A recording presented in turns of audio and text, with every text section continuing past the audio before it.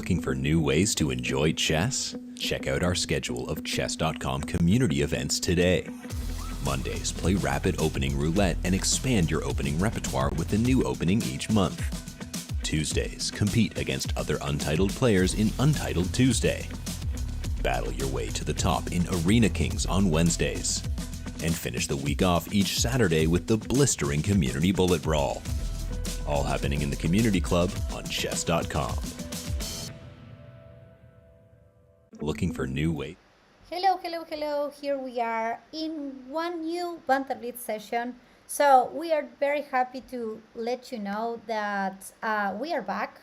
So it's been like a while, a couple of weeks that we missed actually Banter Blitz. But we had a lot of events. We have community, chess.com community championships, and many things going on actually in the community. So we are here anyways this month in July with the one and only Kassa Korley. So just so you know, Banter Blitz is a concept that we had like for many years in Chess24 and now in chess.com, and it's the opportunity for any community member, including you, to play against any title player. So today you will have the opportunity to play against the International Master Kassa.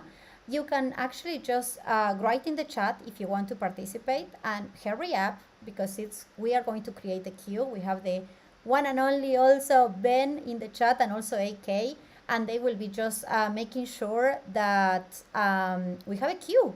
So a queue of challenge with your username, with chess.com username.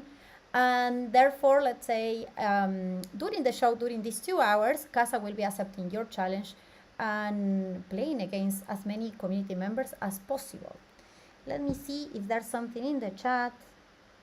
Meanwhile, we are waiting just a few minutes, and happy to reply if you have any doubts. Hello, Druvivala, and I see there. Okay, we are online in Twitch and we are also online in YouTube. So hello to all of you. The challenge are 3 plus 2. We are actually flexible. It's possible to change 3 plus 0 if needed. So that's if the host accepts, actually. That's the entirely decision of the host. Let me check.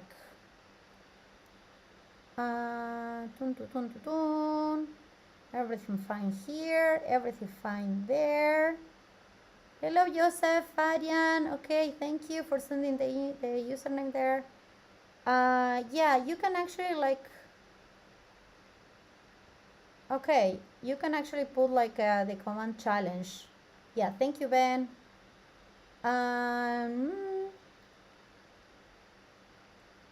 If we are, yes, we are.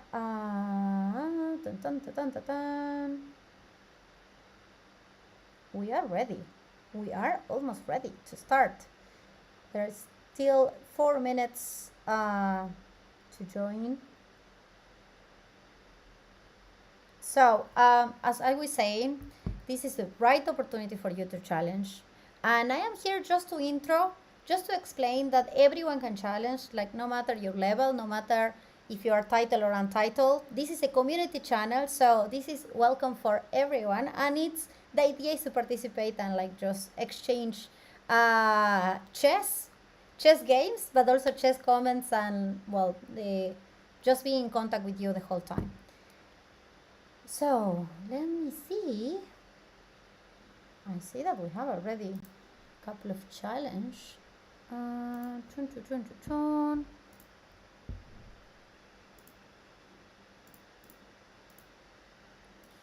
Give me 1 second while we are waiting for Kassa. Also, I want to tell you that this month we will have the International Chess Day. That's going to be in July 20th. And we are preparing some surprises for you over there. So we want to celebrate International Chess Day properly, as you deserve. So let me see.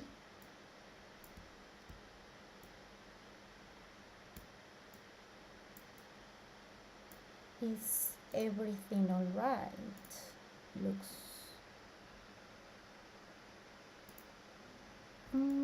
Tutun, tutun, tutun. Okay, 1 second and we are coming.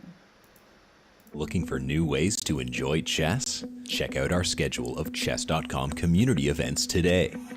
Mondays, play Rapid Opening Roulette and expand your opening repertoire with a new opening each month. Tuesdays, compete against other Untitled players in Untitled Tuesday. Battle your way to the top in Arena Kings on Wednesdays.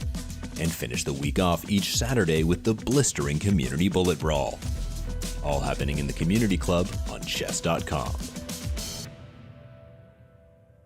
Looking for new ways to enjoy? There we. Oh my gosh, sorry. Hi. Yes, we are here. We are live now. Finally. Hello, here we are. All good. We are happy to see you, Kassa. I think like people was asking for you because the last Banter Blitz session that we have, that it was almost a month ago, it was super successful. I don't know if you remember.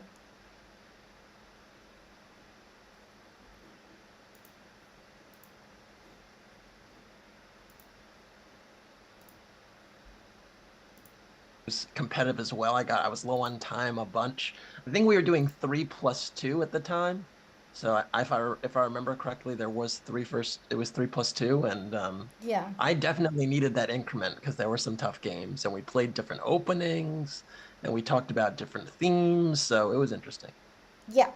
So if you are ready, we can just go to the chess field, and you can just start accepting challenge. We have the queue. We have people already there. So anytime you say the go call, we just go there. All Are you right, ready? go. Hit me. Okay, let's All right, go. we'll Good just get luck. into it. And as usual, we'll talk chess, but of course we'll talk other things as well. And I have a challenge already, Aryan Rahimpur. So I'm going to start with E3. I know we did all types of moves before. We had E4, D4, Knight F3. So if you actually want to see a certain opening, I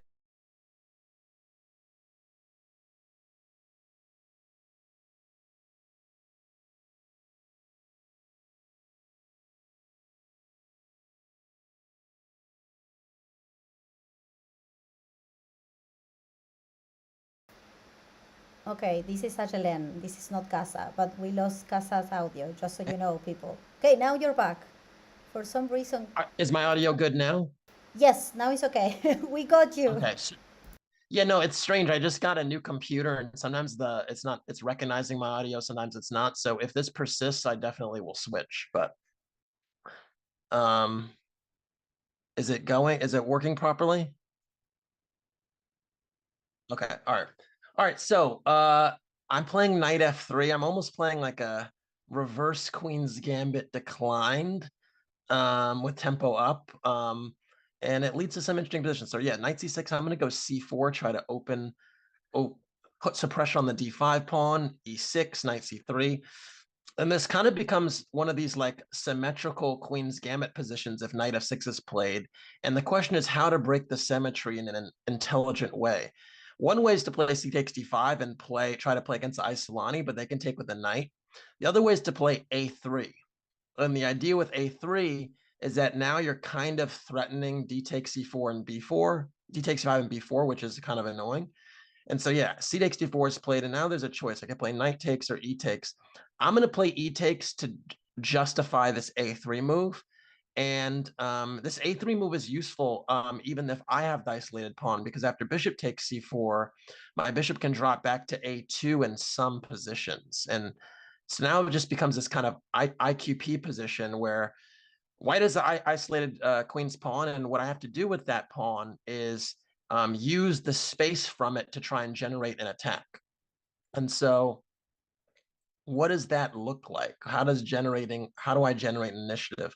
Well, I'd love to go queen e2, bishop f4, bishop d3, maybe prime something at the h7 pawn. If I go queen e2 right away, there's knight takes d4, which I don't love. So I think I'm going to start with bishop f4. And the idea with bishop f4 is just to get another piece out, get closer connecting my rooks. And bishop g5 is like not as good in my opinion, because after h6, my bishop has to make a decision. And usually if you stay on the diagonal, they go knight h5 and try to force the trade of bishop. So b6 makes a lot of sense. I'm going to go queen d3. The idea with queen d3 is to get my rook to d1. I'm going to go rook d1. And I'm going to hopefully make time for bishop a2, bishop b1, and kind of stare directly at that h7 pawn. So yeah, rook c8, bishop a2. And this is kind of blunt force trying to put my bishop on b1 and put some pressure here against the h7 pawn.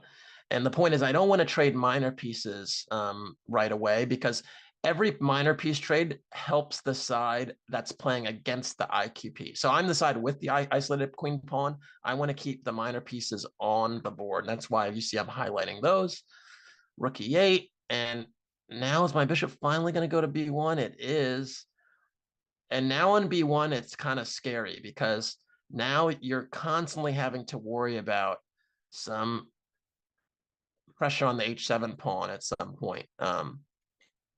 Actually, an argument could have been made, to be honest, to keep the bishop on a2 and go rook e1 and knight g5. And then you have these nasty sacrifice on e6. So if I'm totally honest, bishop b1 is probably not the most accurate move, but it's one that hopefully my opponent will think about. So we'll see. And getting low on time. A lot has happened since we last spoke, folks, since I last did the Banter Blitz. The Celtics won the championship. I don't know how people feel about that, if they follow the NBA. I was proud to see Jaylen Brown win a chip. It was good for him, member of the Celtics, really good player. All right, G6 is played, yet blunting the pressure against H7. I'm now going to go rook E1, put this rook, line it up against E6, knight D5. Not a huge surprise. Let me go bishop H6 or bishop G3. I like bishop H6 a little bit more. And yeah, my bishop might go back to A2, folks, just so it lines up against F7. So bishop F6. I'm going to go bishop A2, like I said, lining up pressure there. And yeah, we'll see. We'll see how it develops. We will see how it develops. Someone said stream seems a little bit laggy, both camera and board. Is it? Let me know. Let me know. We can make some adjustments here. All right. Knight takes c3. I'm going to take with the b pawn to reinforce the d4 pawn here. And knight a5. Okay. I got to bring this knight to e5, I think, to put more pressure on f7. So I'm going to do that. And in some positions, maybe my queen could swing over. Okay. Queen c7 is attacking the c3 pawn. I should probably defend that. How should I defend it now?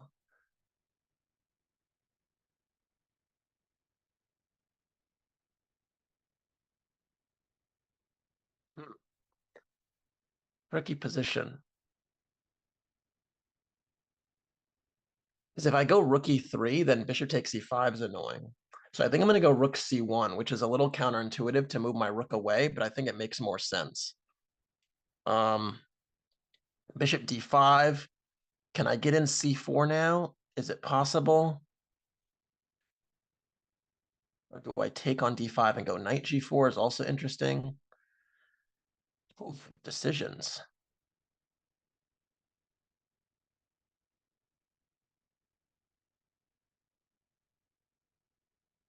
I'm going to go c4. It's a kind of a risky decision. And then I'm going to go c5. And I'm again almost getting flagged here.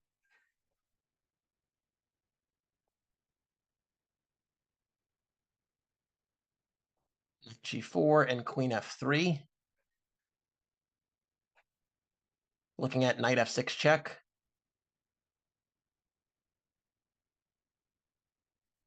And knight f6 check, queen takes f6. I'm pre-moving that. No, I'll just wait. Basically, if bishop takes f6, queen takes f6, then there is a mate on g7. And wow, that was a close one. That was a close call. Very interesting game. You could see here Okay, it is winning at the end. There's mate in 4 because if bishop takes f6, queen takes f6, there is a mate on g7. But that was a close game for a long time. And I think basically what you see, if I just go back just for a moment here, is I got what I wanted in this IQP. I got my piece is centralized. I have pressure going on. And evidently, bishop b1 was a little bit early. I could have probably broken in the center with d5 here sooner, and that would have been more effective. But that's the thing, is you always have to worry about the break in the d5 square at some point and the pressure on the king side. And unfortunately, black didn't do enough to negate those things. So anyways, on to the next. You can hit me with a new challenge.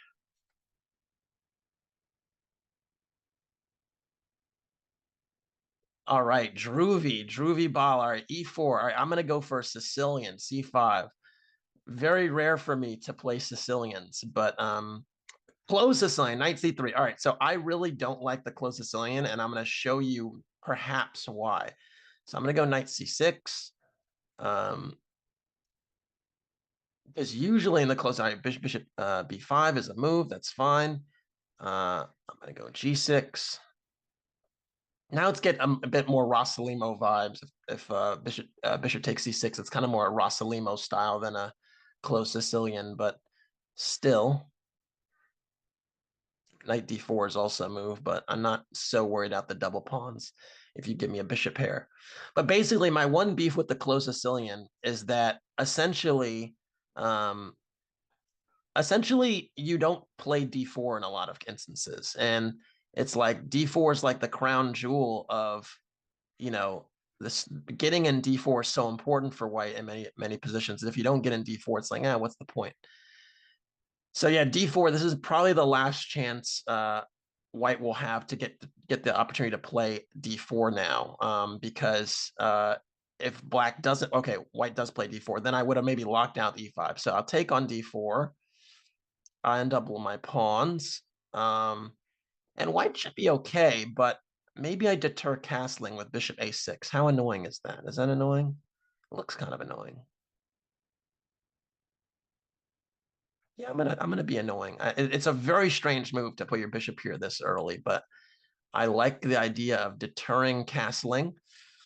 And to be honest, if white castles queenside, I'm not so bothered with that just because I have a half-open b file. So I'm actually going to go rook b8, which puts pressure on b2 and kind of asks the question, like, what are you going to do about? Are you going to play b3? Are you going to soften up this diagonal further? How are you going to defend the b2 pawn?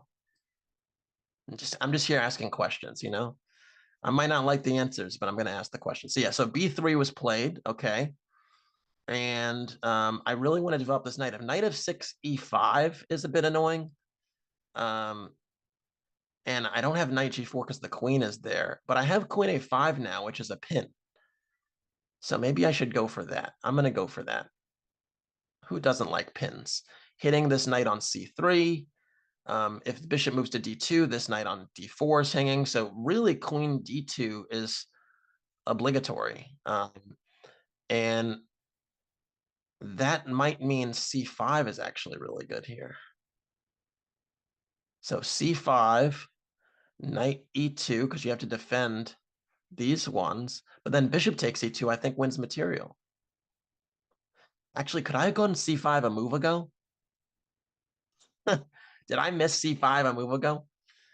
Because I had the same trick, but I think it actually is better now, because before when the queen was on d1, the rook was hanging, or the rook wasn't hanging, it was covered by the queen. Now it isn't. So if I go c5 here, I'm hitting the knight on c3 behind it. That looks pretty good to me. So we're going to go for it.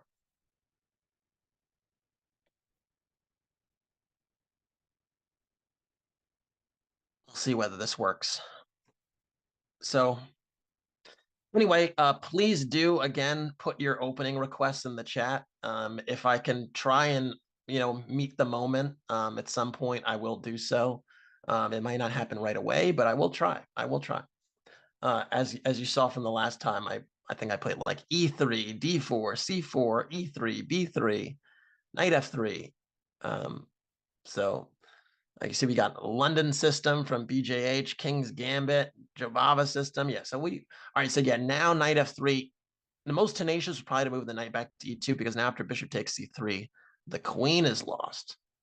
So so there you have it. So what went wrong there for white? I think first of all, just white's king was in the center a little bit longer than usual, and so like the castling didn't happen. Bishop a6 was kind of an annoying move. Forgive the Hikaru arrows here, but you get the point. And then you could see that this b3 move, basically softening up the c3 square, really was pretty rough. And you can see even here, the rook on a1 is gone, and the king on e1 is struggling. So, in fact, if the bishop blocks on d2, then it'll be mate in 2. If the king moves, bishop d2 is actually mate in 2 because queen a1. Again, the king still can't go anywhere, and then after bishop c1, queen takes c1 is mate. So yeah, it happens. You know, it happens. This bishop on a2 was maybe the player of the game. And then queen takes c1. There we go. Yeah, that was a tough one. I never really got to talking about why I don't like the closed Sicilian, because it kind of became a weird version. Essentially, the reason I don't like the closed Sicilian is because you basically, in the Sicilian, if they go knight f3, right, and then let's say knight c6, you get to play d4. And a lot of closed Sicilians, they go like f4, g6, let's say knight f3, bishop g7. And you basically never get to play d4, because then the black has basically covered the square a bunch of times. And it's like you had the opportunity and then it gets taken away from you. And it's rough because normally you don't get the next chance, because then after bishop e3, a lot of times they stick the knight on d4 to deter the push of playing d4. So a lot of the time is like you just have more space as white in normal Sicilians, and that's one of the features of being white. And then in the closed Sicilian, you don't have that same space advantage. So that's my beef. That's my rat beef with the closed Sicilian. All right, on to the next.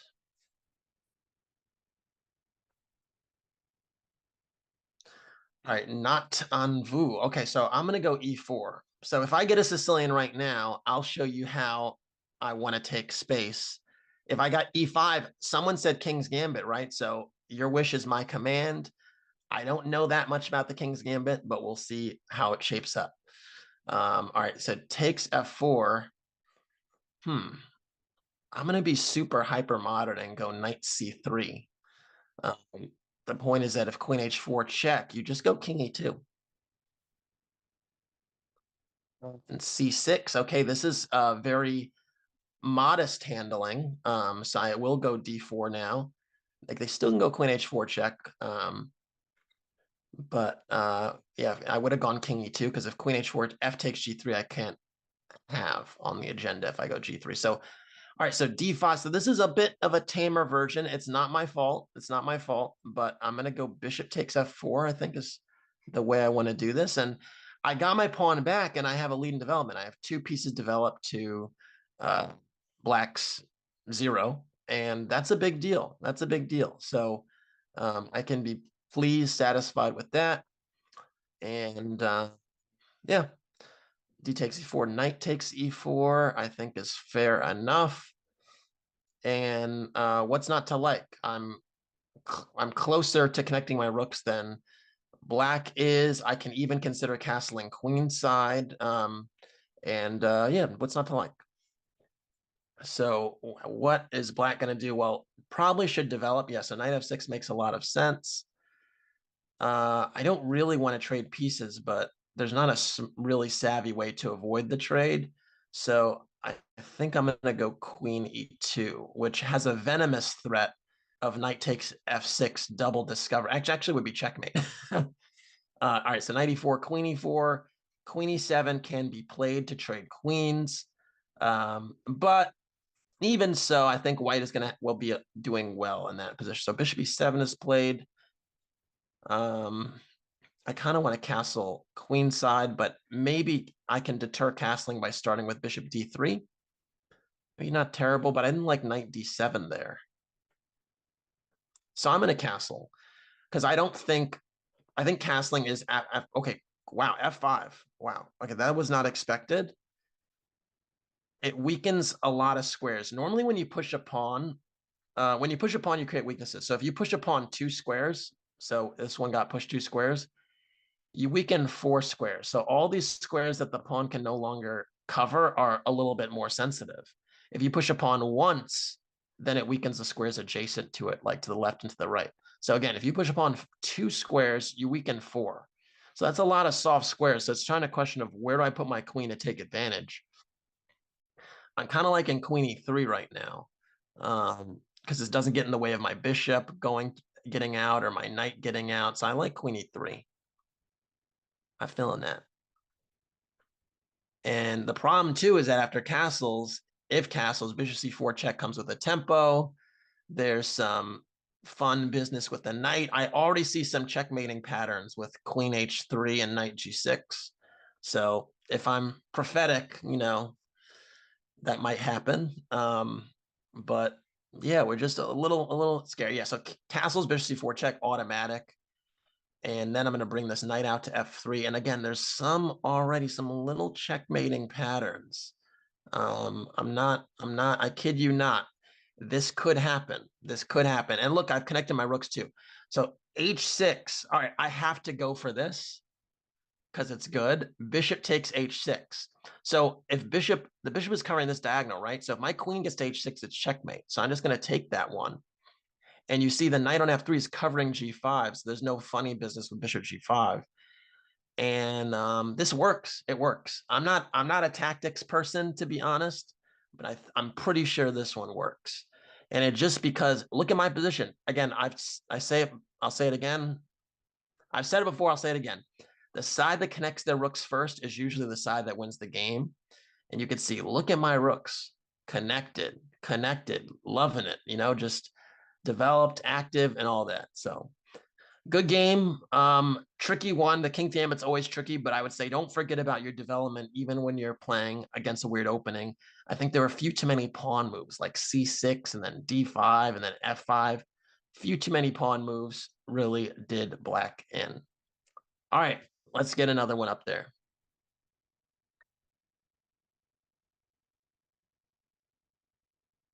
Hit me. That's what they've said.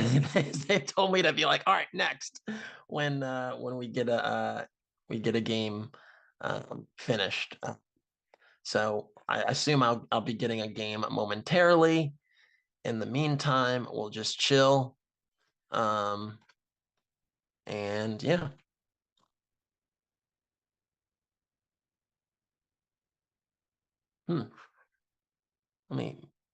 Let me see. Let me see what the deal is. I'm not getting a challenge here. 1 second.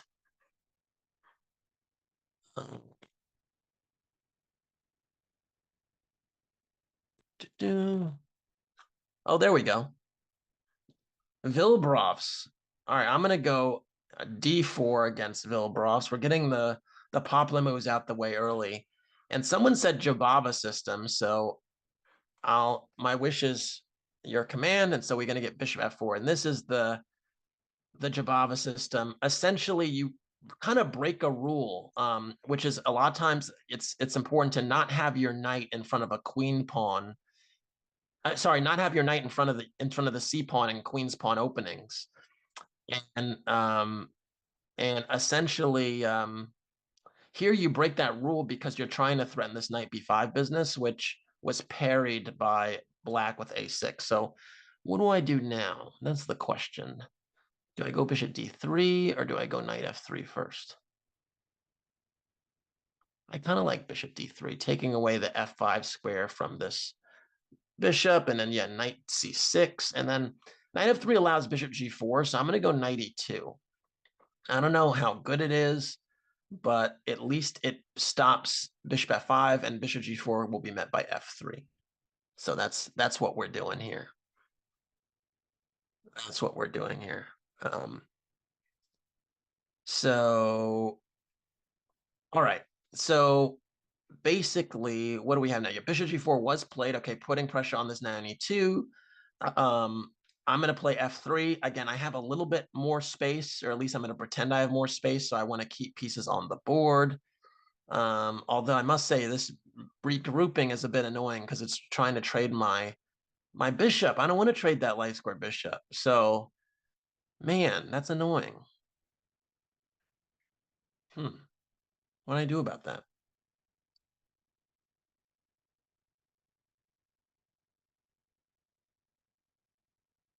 That's kind of annoying. I'm not gonna lie. I don't want to trade the light square bishop, and it looks like I might have to. So that disappoints me. I'm gonna go queen d2. We're at new plan. I'm gonna castle queenside and pretend that the trading of light square bishops isn't a big deal. Although it really is the pride and joy of my setup. So I'm a little bit annoyed that that is happening, but it's okay.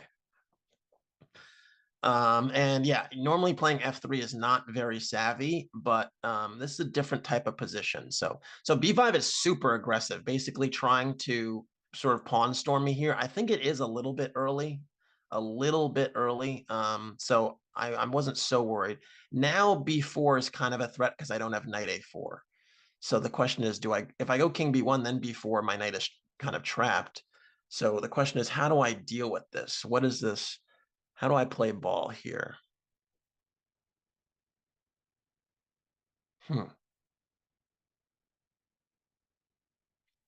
Decisions.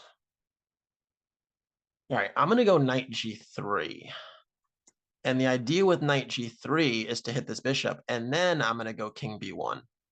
And the idea is now I have the e2 square for the c3 knight if b4 happens, and my king is covering the a2 pawn. So all my pawns are covered.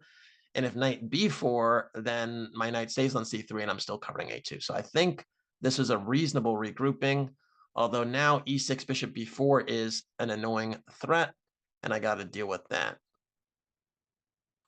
So how do I deal with that? How do I deal with that?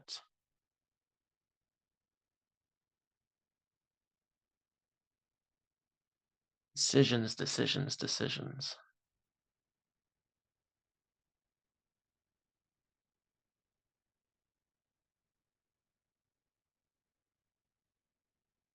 All right, I'm going to take on g6.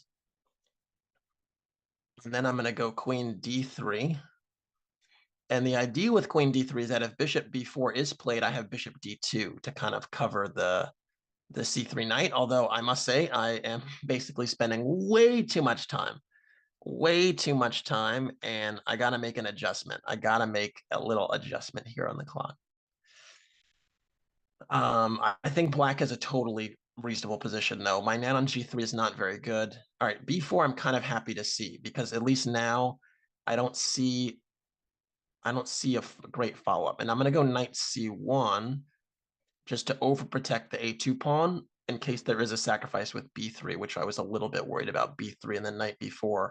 Now I don't really see that happening because I can recapture the knight and hit the queen. And if castles, which seems like the most natural move in the world, now I can begin my own pawn storm with h4, h5. All right, so queen b6. All right, I'm going to go h4. I got to pretend that I have some attack here.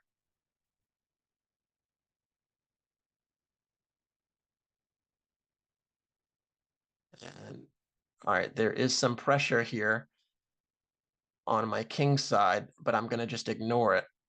Knight h5, okay. Bishop takes e7, rook e1. Whoa, I've just blundered my knight. That wasn't the plan. I just blundered my knight. My knight on h5 was caught out, and I gave that pawn up. That wasn't good. Now I have to be much faster.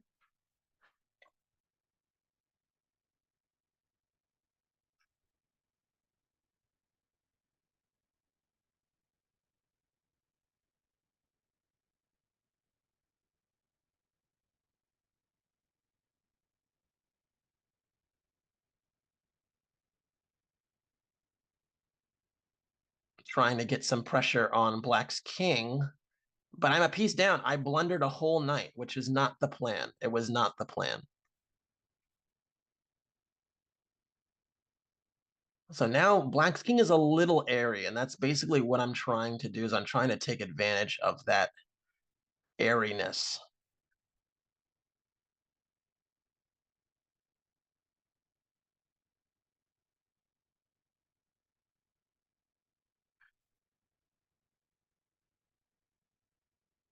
And I might be getting somewhere, actually.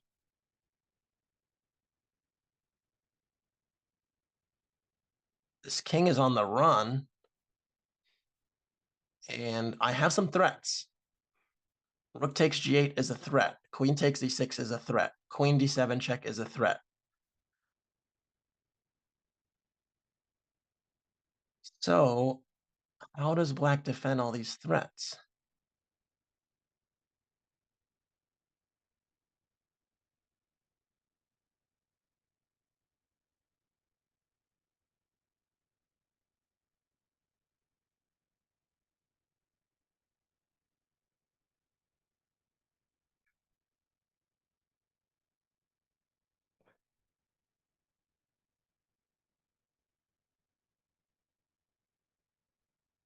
Queen b7 is mate. No.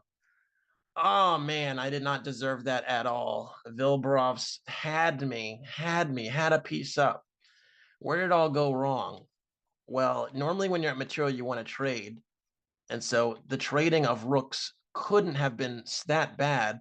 But I think what it was is it was the trading of rooks and bringing my own rook to the H file. And now there's already some checkmating patterns that I didn't deserve. And it's shocking. But even in this position, black's not winning anymore, which is insane. I'm a whole piece down for nothing.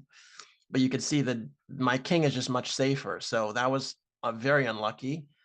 And yeah, you could take a repetition after queen f4, king e7 back. It would appear that this king on the run, there were just too many threats here. Rook takes g8, queen takes e6. And for the folks that are wondering, what about like a3? What was the threat? Well, the threat was rook takes g8, queen takes, and then queen b7 check, king d6, queen d7 mate. So king on the run is very, very dangerous. And yeah, I was fortunate to win that one, but the opening went really, really well for black. So job well done with that opening. Yeah, someone has been studying the Jobava London and knows how that you cover the b5 square. Makes a lot of sense. So good job. All right, next.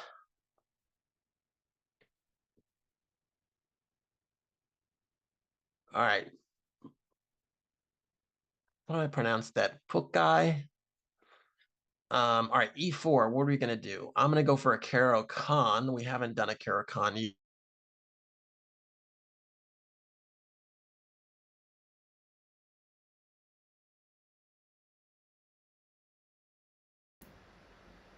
Yeah, this is Ashlen. I'm back.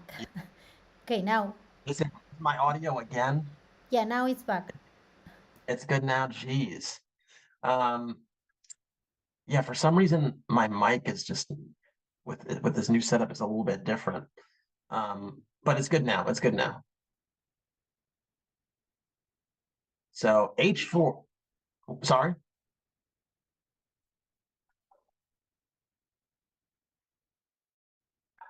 All right, I switched it. I switched it back to my main thing. All right, so yeah, so H4, gonna go H5. This is actually really important. After H4, the bishop is always threatened to be trapped with G4 and H5. So you give your bishop some life. And actually, I'm just gonna go back here. I know the game's going on, but in this position, after H4,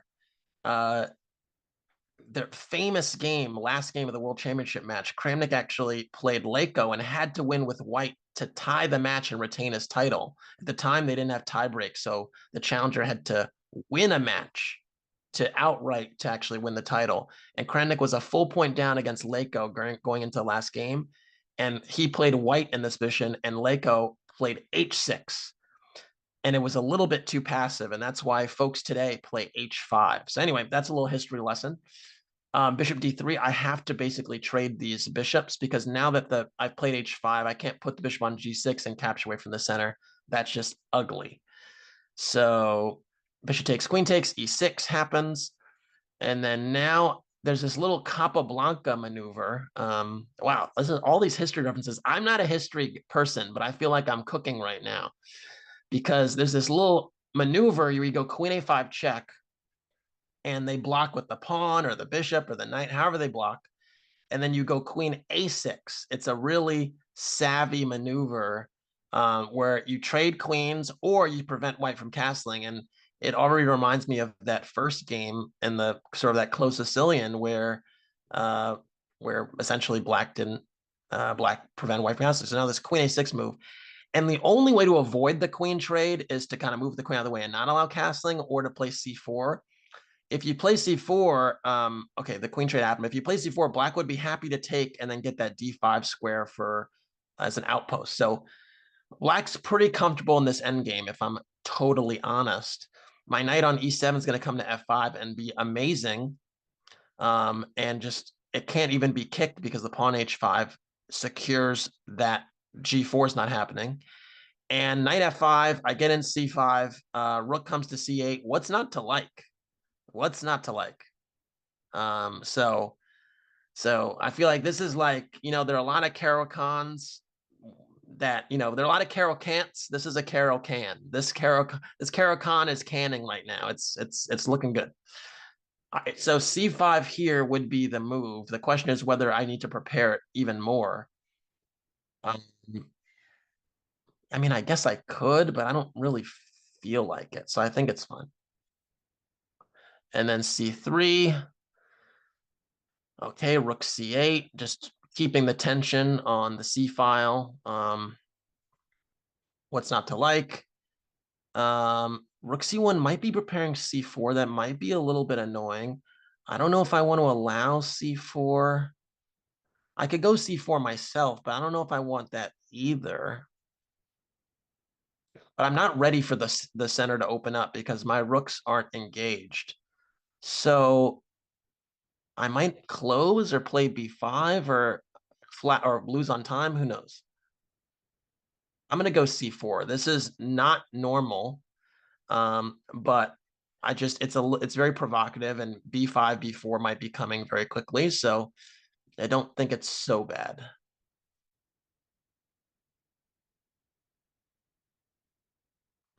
And yeah, we'll see how it goes. We'll see how it goes. My bishop also can come to e7. Maybe I get a tempo on the h4 pawn, but I was really worried about the c4 move.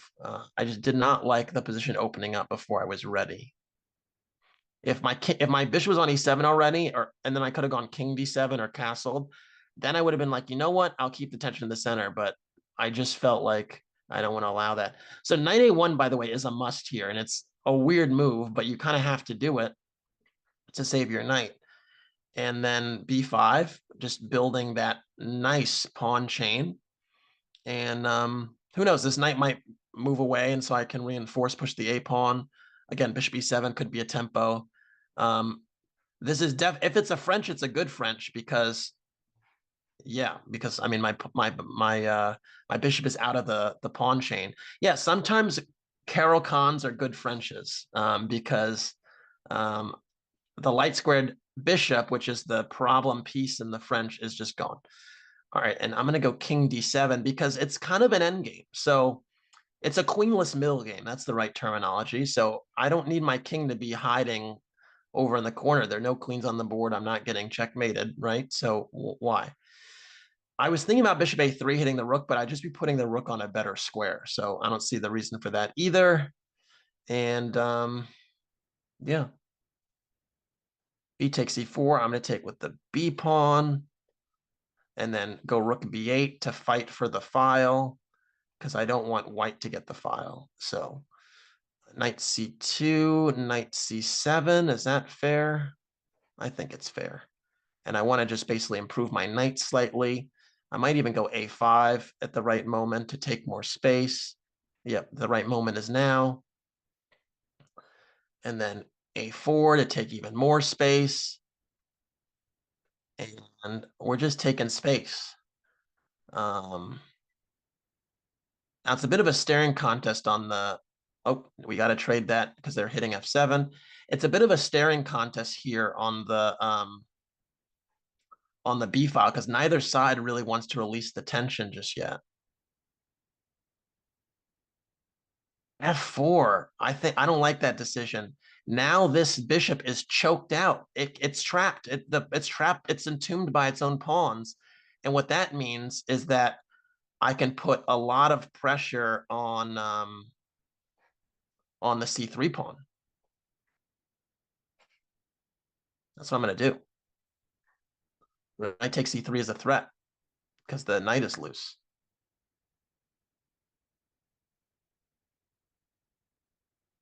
And that's a check that I can parry. Knight c6, knight c5, king c6.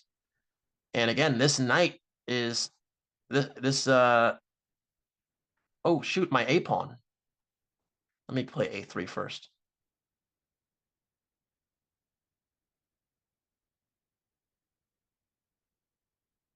Ooh, and that's a free pawn too. Knight takes g3. I'll take that. Move my knight out the way, and then rook b2 is a threat. I'm going to go rook b1 though instead, try and get around.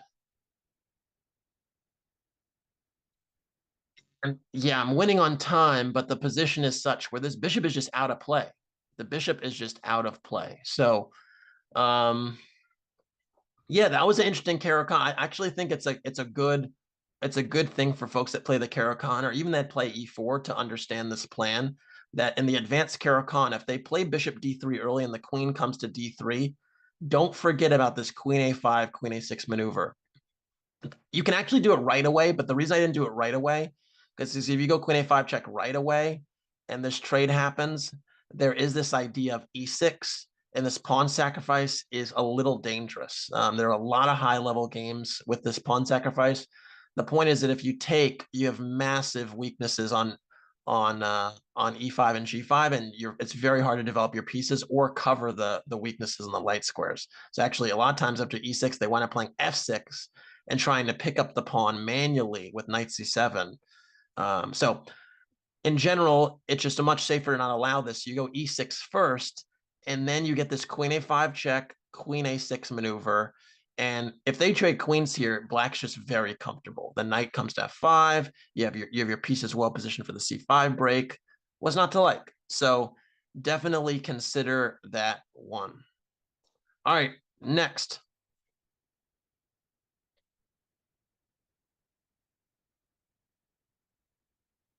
We're waiting. I'm twiddling my thumbs here. I'm wondering who's next. Who are we gonna face next? In the meantime, I'll just chill. Oh, Zuko Ninja. Okay. All right, so I went d4, I went e4, so we're gonna go c4 now. English. And the English has crazy transposition power. So we'll see what we transpose. So e5. Okay, so I'll go g3. Usually knight f6 here is played, or c6. So knight f6, bishop g2, and c6. Yeah, this is really popular these days. I think there's d4 is a move, knight f3 is a move. I'm going to go for the knight f3 positions because it forces this pawn to e4. And then these positions become a mess. Usually white takes on d5, and then eventually tries to undermine the center. The question is, do I go d3 first or do I do something else? I don't know. So I'm going to castle. Castling never hurt anyone, right? Right? And then I'll try to start to undermine the center with d3 and whatnot. So d3, knight c3. I want to put pressure on e4 so that they take on d3. So yes, takes d3, takes d3. And we have a bit of an IQP position going on here. And I like white's prospects in this position. I'm not going to front. I'm going to keep developing, go bishop f4. I could take on c6 and give them the hanging pawns, but I think it's a little bit more correct to keep developing first. And you see I connected my rooks first, so I'm very happy. You know me. If you know me, you know connect your rooks first. You win the game. That's generally the vibe. And this trade on d4, again, trades do help the side playing against the IQP. And now I'm going to pressure this d5 pawn, and it's already under attack because I have 4 pieces targeting, and there's 3 defenders. I don't know if it can be defended, or at least that's a problem for black to answer here. So rook c8, not trying to defend this pawn. There is pressure with bishop c5, so there's a question of whether I can take it or not. Also, the a7 pawn is hanging, and I might be greedy now and say, this AIQP is not going anywhere. Let me take A7 because that's a very valuable pawn as well. And I'm also hitting B7. So I'm getting a little greedy all of a sudden because I think it was just a more valuable pawn to capture. And one of the key things is my queen is not really in any danger because the bishop covers the B8 square. So if rook A8, queen takes B7, I'm not so worried about rook B8 because my bishop's just covering the B8 square. So B6, okay. My queen is a little bit caught out, but I still like my position. I can go knight takes D5 and then E4 and play with these pins, or I can go E4 right away. What to do?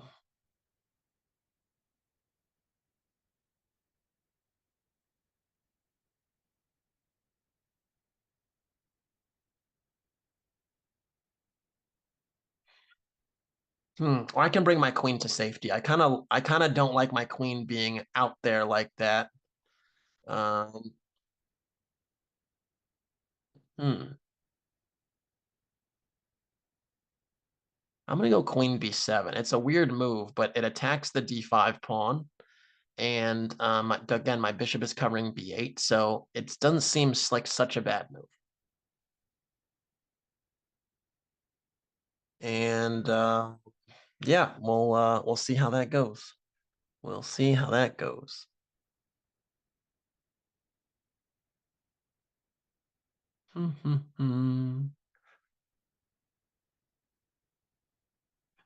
Bishop C5. Can I take this pawn now? I got enough attackers on. I think I can.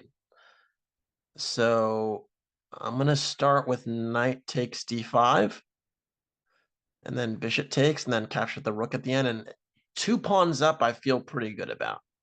1 pawn, you're like, I don't know, but 2 pawns, usually that's enough to win. So so we're gonna roll with that, and then bishop takes D5. Again, bishop F4 still covering the B8 square, so we're still okay in that respect. And queen F6 makes sense, trying to go active instead of trading everything. I'm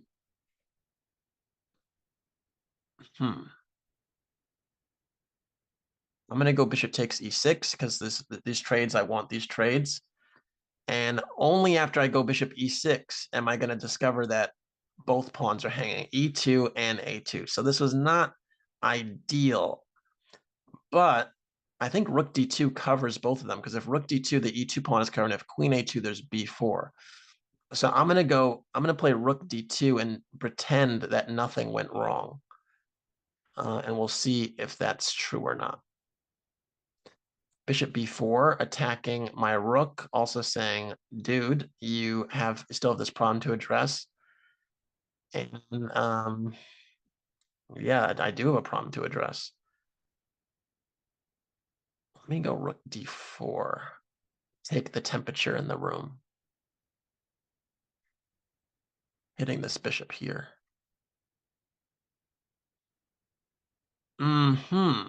Okay.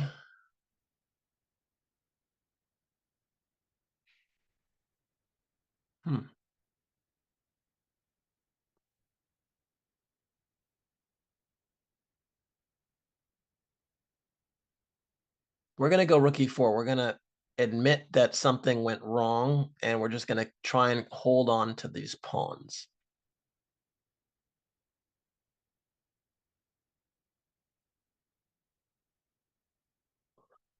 Now I'm down on time, so I got to be a little bit faster and less talking. But basically, this bishop is caught out, and I think there's one way for black to keep the game going, and it's f5, and it was played. Very good, nice move. And what I'm counting on here, to be honest, is that my king is just much safer. So we're going to trade. I'm only going to be a pawn up. I'm not going to be 2 pawns up like I want. But I think my king is going to be a lot safer, and that should count for something if we get a 4 versus 3, which it appears we're about to get. This bishop is under attack. Oh, and now rook takes e5, and that picks up a piece. So we're not going to get that 4 versus 3 I was talking about. I was saying the 4 pawns versus the 3 pawns there. But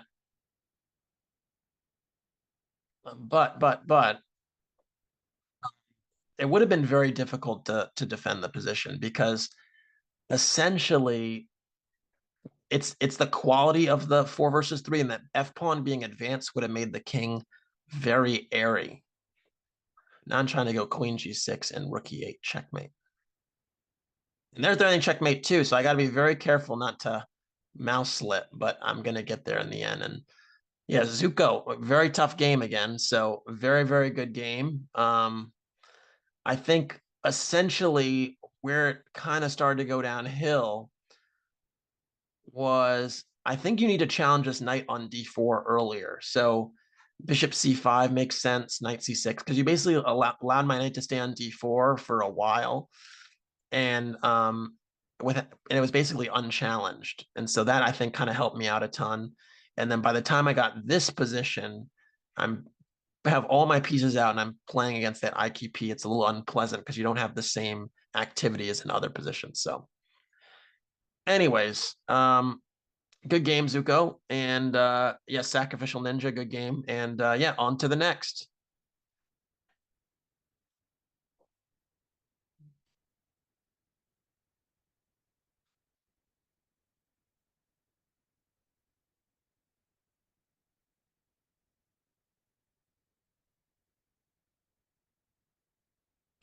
We're waiting.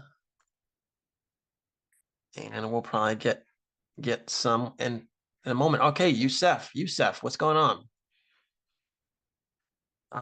What's going on? All right, so I thought I thought I was black for some reason. I'm white, so I'm gonna play b3. I was like looking around, like, why wasn't there a move? It's because it's me.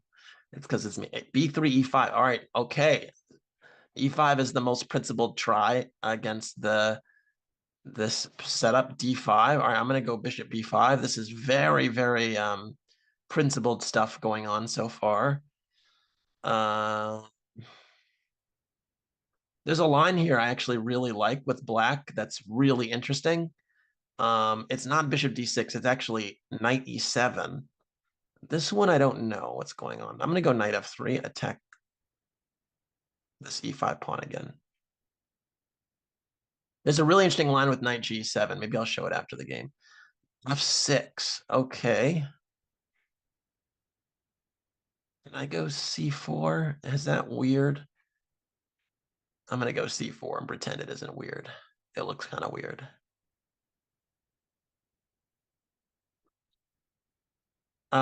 Youssef is doing a great job so far. There's nothing, the position's very healthy for black. Black has more space in the center. I'm just trying to kind of undermine the center before black consolidates, because if black keeps the center and I haven't done anything, then I'm in trouble. So I'm trying to mix it up early. And I'm going to take with the pawn and pretend this pin is still really dangerous, although I don't believe it in my heart. In my heart, I don't believe it. Bishop takes c6 is doubles the pawns, but isn't really impressive. So I'm going to keep the bishop for now and try to go for d4.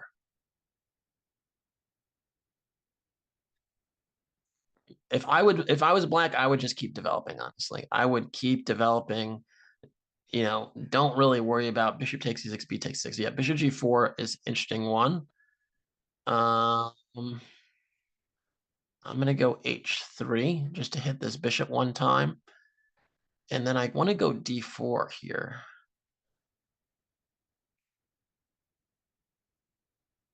I want to go d4 there. If d4 takes, there's queen e7 check, which is a little annoying, admittedly.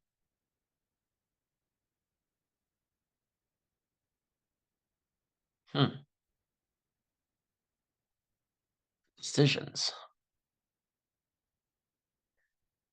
Really want to go d4 and break up this pawn chain in the middle, but is it the right time? If d4, e4, I go g4, and I'm happy with that, to be honest. I don't think e takes f3, g takes h5 is a problem for me. My problem is ed4. How do I deal with that?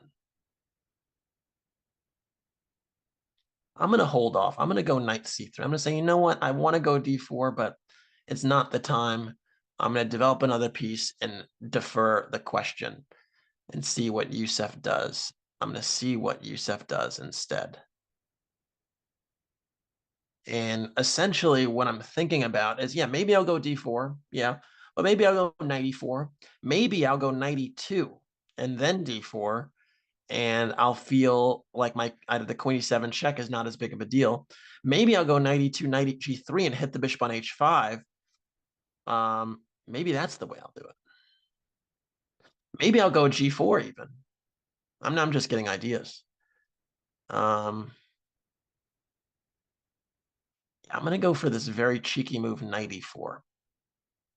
It entertains knight g3 among other things. What are those other things? Let's see if someone will see what the other things are that I'm talking about. The other thing was c5. And essentially, this bishop is trapped.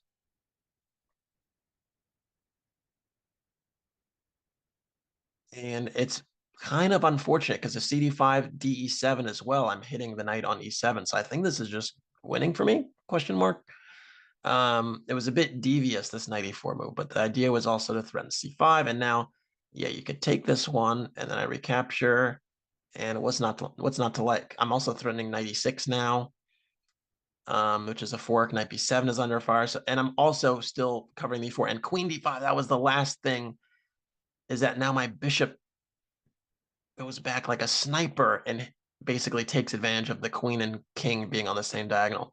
What's this called again? I never know what it's called. Is this a X-ray or a skewer or a fork? I honestly don't know. I just know I win a queen. But I frankly don't know all of the chess terms. So, and I'm going to be a little bit cruel. Actually, no, I'm not. I was going to say I was going to ignore taking the queen because it's pinned, but black can go knight d5. So I'm going to take the queen right away. There's no need to mess around. And then I'm going to castle because why not? And then we're going to break in the center with d4.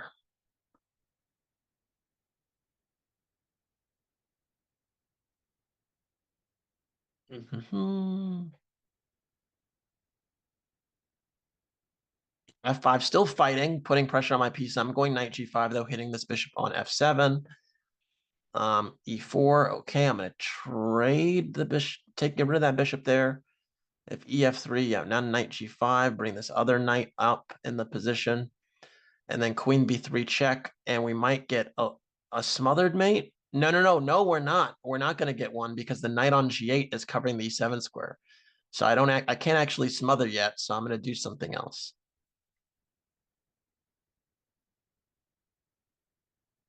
Can you imagine I went knight f7, knight h6, queen g8, and I thought the rook takes, but then knight takes. I'm like, oh, whoops, I just blundered my queen. All right, so now I'm going to go rook takes c6, push the knight over, and now we have these smother mate possibilities. So king g8, knight h6, king goes back. So you had to sack the rook to avoid the smothered mate. And now this is annoying because this bishop and queen tag team to do some stuff. So now I'm going to bring this other rook in. And we have new problems. Rook knight b4, rook takes c7, and there's some massive pressure on g7 here that cannot be parried. And I can't do the queen takes g7 sacrifice now because the king is the h7 square, but I can go queen g6, which is cruel and precise. The point is now queen takes h8 is a checkmate. Sorry, queen takes h6 is checkmate. And there you have it. So very interesting game. I thought black did an excellent job early on, just developing, getting the pieces out, or, basically slowing me down. I went c4. I still thought black was doing fine here. I thought black was doing good. And then what happened? After knight c3, knight e7, I went for this really, wow, apparently I played well. Knight e4 is actually a good move. You had to deal with the threat of c5. So this threat was annoying. So you could cover it with b6. But that looks a little bit loose because loose the knight, weaken the knight on c6. Or you could go bishop g6, attack that knight so that c5 is not a threat. Because once c5 happened, I'm winning a piece. So good game. Yeah, on to the next.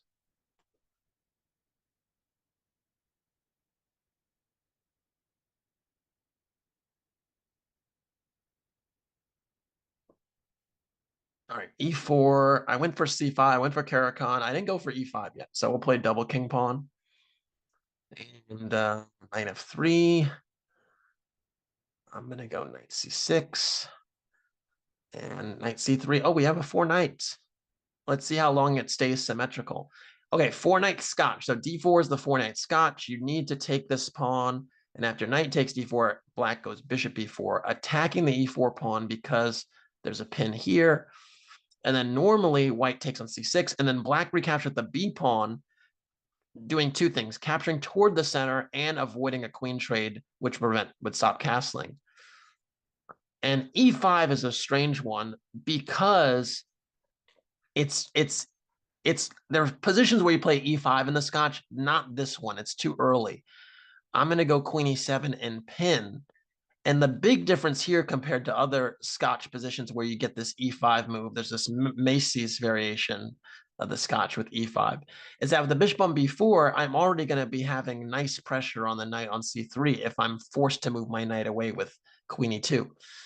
The other thing that's a big difference is normally in those lines, the knight is on b1 and there's c4 to kick this knight on d5, and that's not a thing either. So those are huge differences. And after a3, trying to parry this, I'm going to take with the knight, right? Because I'm hitting the queen on e2. And that's a problem. So knight takes e3. Where does the queen go? Because if you go e3, I have discovery check with knight d5. If you recapture on c3, this bishop takes e3, and there's a... Is that a fork, folks? Can you confirm or deny that? Is that what a fork is? I'm really dying to know. Queen c4 actually does attack both pieces, so respect. But it does allow queen takes e5 check, which should be annoying, right? Also have this d5 as well, but that allowed queen takes b4. So I'm going to go queen takes e5. That can't be a bad move. And yeah, and then you basically have to block this one, because if you go king d2, it's a double discovery check with knight e4, and then you don't get either piece.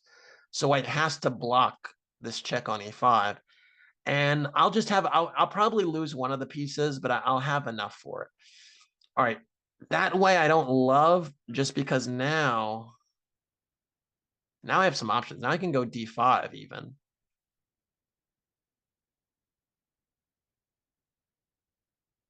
Yeah, I'm going to go d5. No, I'm not. Whoa, d5, queen takes c6 check. Wait, should we make that fun? Is that fun? d5, queen takes c6 check, bishop d7, queen takes a8 check, king e7, and I give up both rooks, but I'm still threatening checkmate. Should we go for that? That looks kind of exciting. I like excitement. Let's go for that. Very unnecessary. I could have played queen takes e2 and then knight takes e2 and been a piece up, but this one looks frisky and fun. And queen takes b4 runs into queen e2 mate. That was one of the themes there. So there you have it. That was checkmate and one. Just to show you the line that didn't come on the board. And d5 was the best move, apparently. Is after d5, queen takes e6, bishop d7, queen takes a8, king e7. There's still the checkmate through on e2, and the queen is in no man's land. So that was the idea, the big idea. So, all right, on to the next. Hegemony says, my toxic trait is thinking I can win. Hey, you know what's crazy? You need to have that kind of irrational confidence mindset. It's super important in chess. Like if you I have it, a lot of players have it, because if you don't have that irrational confidence, it's hard to be successful against people that are theoretically better than you. All right, so c4, usually I'm going to go for a King's Indian or Grunfeld, depending upon what they allow. b4, wow. I'm going to keep going and ignore this b4 move, but that's very interesting. One observation I'll tell you that's kind of important in a lot of these positions is a lot of times your fianchettoed bishop, when fianchettoed bishops are lined up against each other, and this was kind of fianchettoed, but the pawns are shoved a bit further, usually it's the bishop that's protected that's safer on the diagonal. And I'm hoping to exploit this at some point. So you see here that essentially, I'm going to play a King's Indian style. This bishop is unprotected and this one is. I'm going to try to exploit that at some point. Stay tuned. So I'm strangely blocking my bishop's diagonal here, but I'm going to try to exploit it later. E4, no, D3, I'm going to go A5. Try and carve out the C5 square if allowed.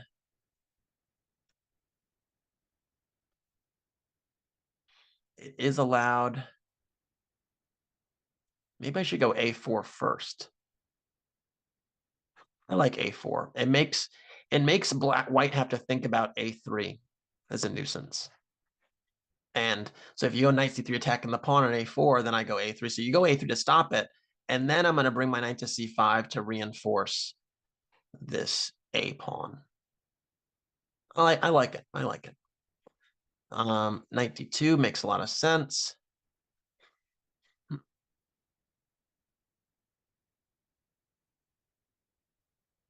going to go rook E8.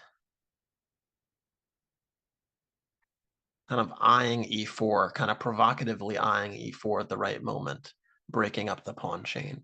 Queen C2. Is it time for A4?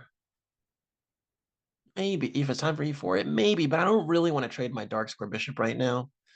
So I'm going to go bishop D7 instead and just wait.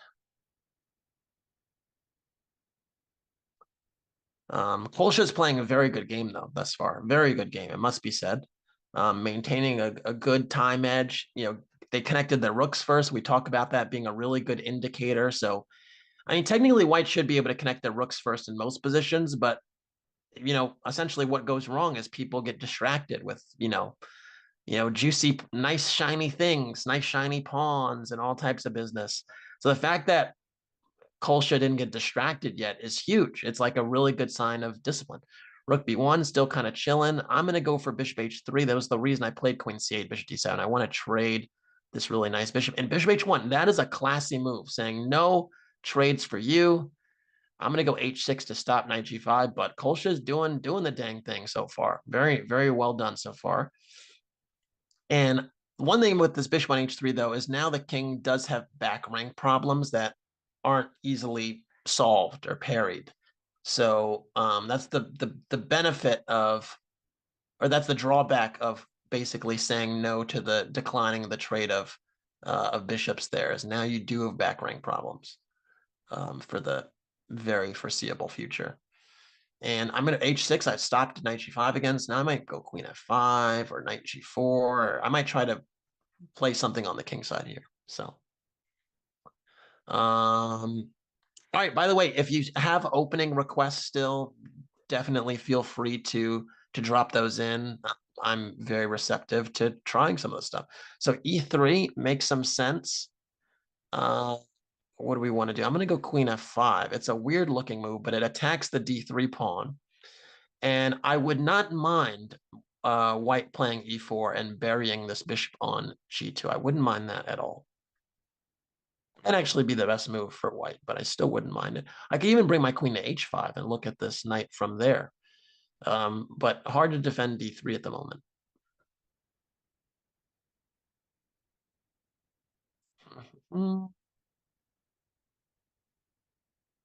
Oh no, the bird opening. Oh no. All right, so 94. That's the first really serious mistake I think I've seen in this game from white, because I win a pawn now. Knight takes E4, D takes E4, queen takes E4. That does look like a pawn to me. So I'm going to take on E4, and then I'm going to think here, because I'm not 100% certain what the best way to take is. And I think it's to take with the queen, because if knight E4, there's knight H4, which would lose a piece amazingly, because the queen defends F2. So queen E4, that's got to be the move, right? It's got to be the move.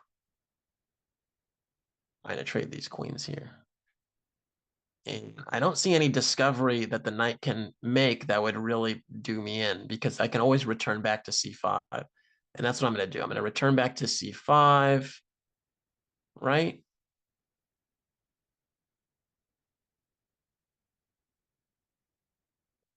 Yeah, I'm going to return back to c5. And protecting b7. Insistent on the trade. Wow. All right, so now I guess I'm going to have to trade. And b7 is hanging. Very annoying. I could go bishop f5, but bishop takes b7 would be played. So I think I have to go rook b8. This is very, very annoying. Because now white has an excellent move here. Played a very excellent move to kind of, oh, rook bishop a4 is also interesting. I thought the excellent move I thought was b6. I'm actually going to give up this a pawn because I don't like b6. It would break up my pawn chain, and I was not enthusiastic about that. So I'm going to go e4 now, and e4 is kind of a weird move, but the idea is what? The idea is to essentially fix these pawns on light squares, not the prettiest of pawns. And I think I'm going to have a nice position because the king is entombed and these pawns are pretty unfortunately placed. And going king g7 to get my king out of this diagonal. And I'm slowly but surely improving.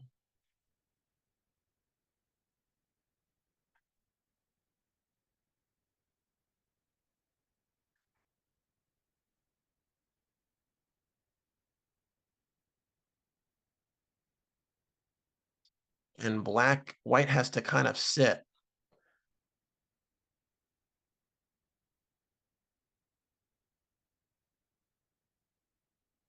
It's kind of at my mercy here.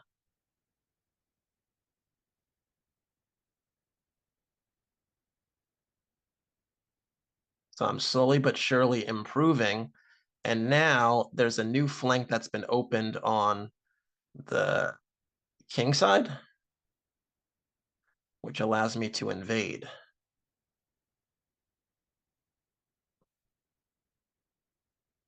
And I'm not going to even trade on I'm not going to even take on d1 because the ef3 trade, I think, kind of helps me.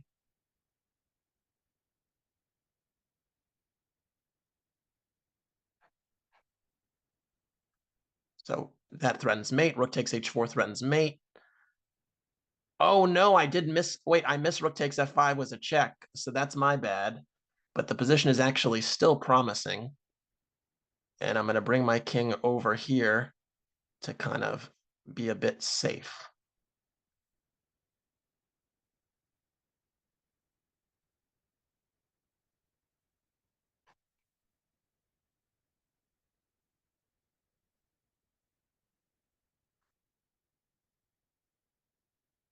And now the trade of rooks, the threatening of the trade of rooks means that that I should win, because now I can bring my king back here. And then start to push. And now king f8, very important move to control the queening square, and then I start to shove. And that was a very, very, very, very tenacious game from Kolsha, it must be said. Very, very tough game. Played so well to get this far. And yeah, sometimes our stories have to come to an end. My only thing left is to not stalemate, but you can see there are these two squares available. I'm not going to take on f7. I'm not going to stalemate. And yeah, Kolsha resigns. I was going to just push up this pawn down the yellow brick road. Very good game, it must be said. Really did a great job. There was the first opponent that connected their rooks first. I think it really started to turn after knight e4 because I won a pawn here. But even then, the fight continued. There was great pressure on b7. And the key move, I thought, to really get counterplay was b6 here. Breaking up my pawn chain, opening up your rook on d6. Maybe this bishop would look on e5. This rook on b1 would start to open up. And that would have shaken the tree enough to get some to get something going. And so I was happy for that. I was happy to get in b6 and give you the a4 pawn just to keep the breaks kind of locked down. So really good job by Kolsha. I think that's the best game thus far. So impressive. Oh no, I did blunder a knight and was lucky to win. But besides that, all right. Next.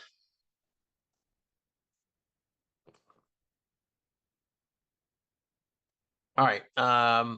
Ilya, c4. Okay. I just played c4. I'll play c5. We'll see what's happening here. Knight c3, knight f6, g3, e6. Okay, so g3, if I go g3, e6, it becomes a Tarrasch. And so that's the Tarrasch defense, because I'm basically insisting on trying to play d5. And this is a very interesting position that's been debated a lot in the last few years. When the knight's on c3 already, it's known as the Dubov Tarrasch. So the right way for white to play is to take on d5 and then play d4.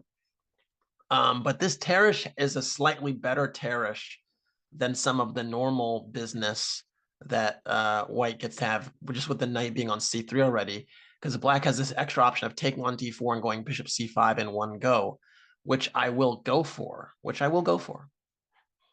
And this leads to very interesting positions, which we'll hopefully see. So this knight is under fire. If you take on c6, I'll just recapture the b pawn. There's knight b3 as well. And yeah, this is played. And after knight b3, bishop b4 is maybe what they would have played a long time ago, but the move now is bishop b6. And the idea is that you're actually willing to give up the d5 pawn. It's a pawn sacrifice. So here, though, you're willing to give up the d5 pawn if the king's still not castled. Here, you actually go d4. So I am going to go d4 now, not give up the pawn. And then after knight a4, usually that's the move. Then black castles, and we're still in theory here. So Ilya might know a little some about this, but we'll find out.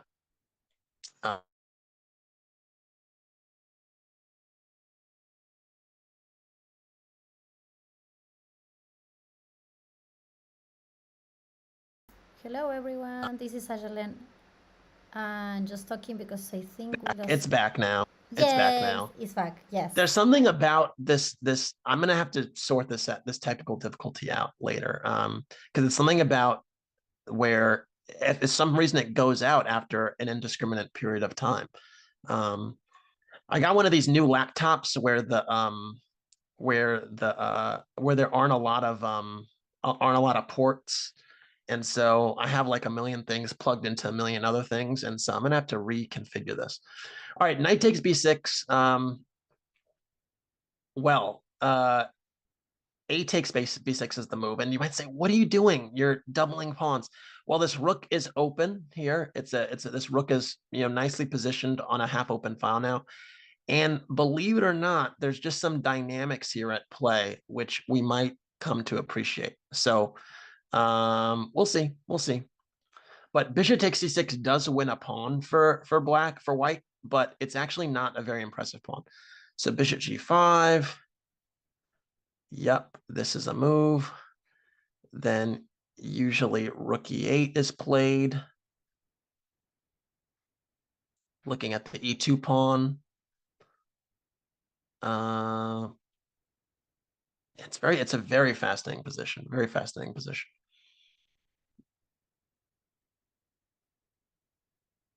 Now queen d2. This is not normally rook e1 is the move. So I'm going to go h6. Or hold on, is knight e4 a move? No, then bishop takes c4. What am I saying? I'm going to go h6. Hit this bishop. Try and get that bishop pair off the board. And it's a very interesting position where essentially if white gives up the light squared bishop and tries to win the d4 pawn, the light squares are weak around white's king. So it's a little bit of a double-edged dynamic, a little double-edged. Bishop takes, queen takes. That's normal. Rook d1, putting more pressure on the d4 pawn. But e2 is equally sensitive. So I'm looking at bishop g4 as a move. Or should I defend this pawn somehow? Like rook d8. Feels passive though. I even have rook a4 to defend the pawn. It's a very weird looking move, but it does defend the pawn.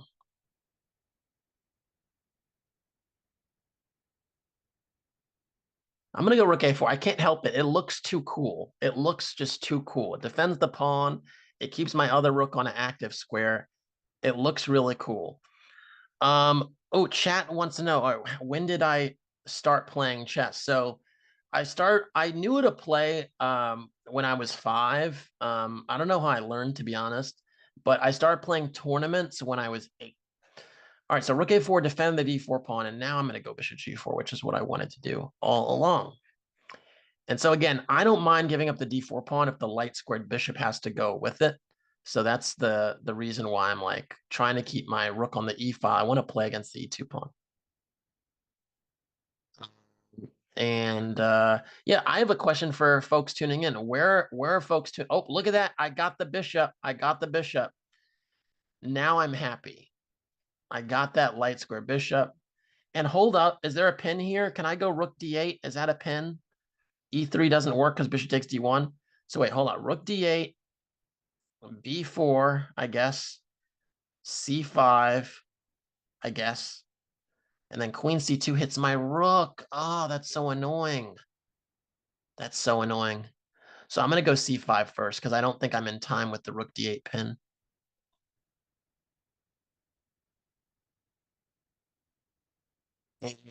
But look at the pressure here. I could still double the rooks. I like the doubling of rooks here, actually. Hold on. I mean, I could take right away, but I actually think doubling rooks is stronger. So I'm going to do that. Look at these rooks putting pressure on e2. Yeah, rook e1. All right, now I'll take. And it just looks menacing. The material's equal, but my pieces look more active. So I'm cool with that. And yeah, this is equal but not over.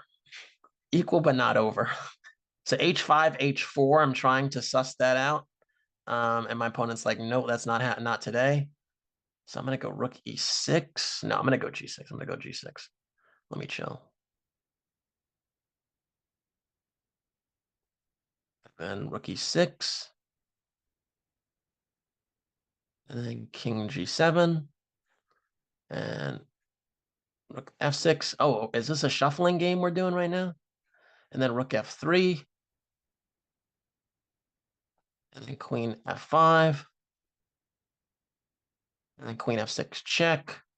I saw queen f6 to trade, and now I'm hitting b3. And now my king is more active. So look at this king. Look at this king walk and get active. Look at that. This king is getting active. King d4, rook c2 check. Very active king. We like this. Rook a2. Look at that active king. This is the real MVP. King c3. Remember when Kevin Durant said that? It's the real MVP. Now rook b2. Whoa. Yeah, rook b2. Now I'm gonna win one of these pawns, and with it the game. And I'm ignoring what's happening over here because I don't want to create a passed pawn. Now I just shove. And notice that this king is just completely cut. Completely cut. And then c3. And would you look at that? That was some finessing. There was some finessing going on there for sure, because it was a pretty much equal position. Oh, someone's asking, why can you look at rook takes e2? I assume you're talking about after rook e1. Rook takes e2. Oh, no, no, you're talking about before, probably rook takes e2 here. I wasn't impressed by that, to be honest. After rook takes e2, queen takes e2, this rook on a4 is still loose. And you can see, even after bishop takes f3 tactic, there's queen e8 check, and look at that rook still being loose. So a lot of times when you go for these tactical skirmishes, you want to make sure all your pieces are covered. And instinctually, rook a4 felt like the best move because everything now is covered in my position. Every piece is protected, actually. So having that kind of synchronicity, having that coordination is super valuable. And then even here, it's the computer saying I shouldn't have traded. I should have been more patient with G6, H5, because this knight isn't going anywhere, and the E2 pawn can't be moved. So I could have been more patient here. But even here, I felt like this position, I had a little bit something to play with for two reasons. One, because my pawn, the C pawn, I think is the most dangerous pawn on the queen side. And two, because if you're just shuffling like what happened, my king all of a sudden becomes a factor. And you could see as soon as the king became a factor, it was game over. So that is a huge, huge point. So, all right, next.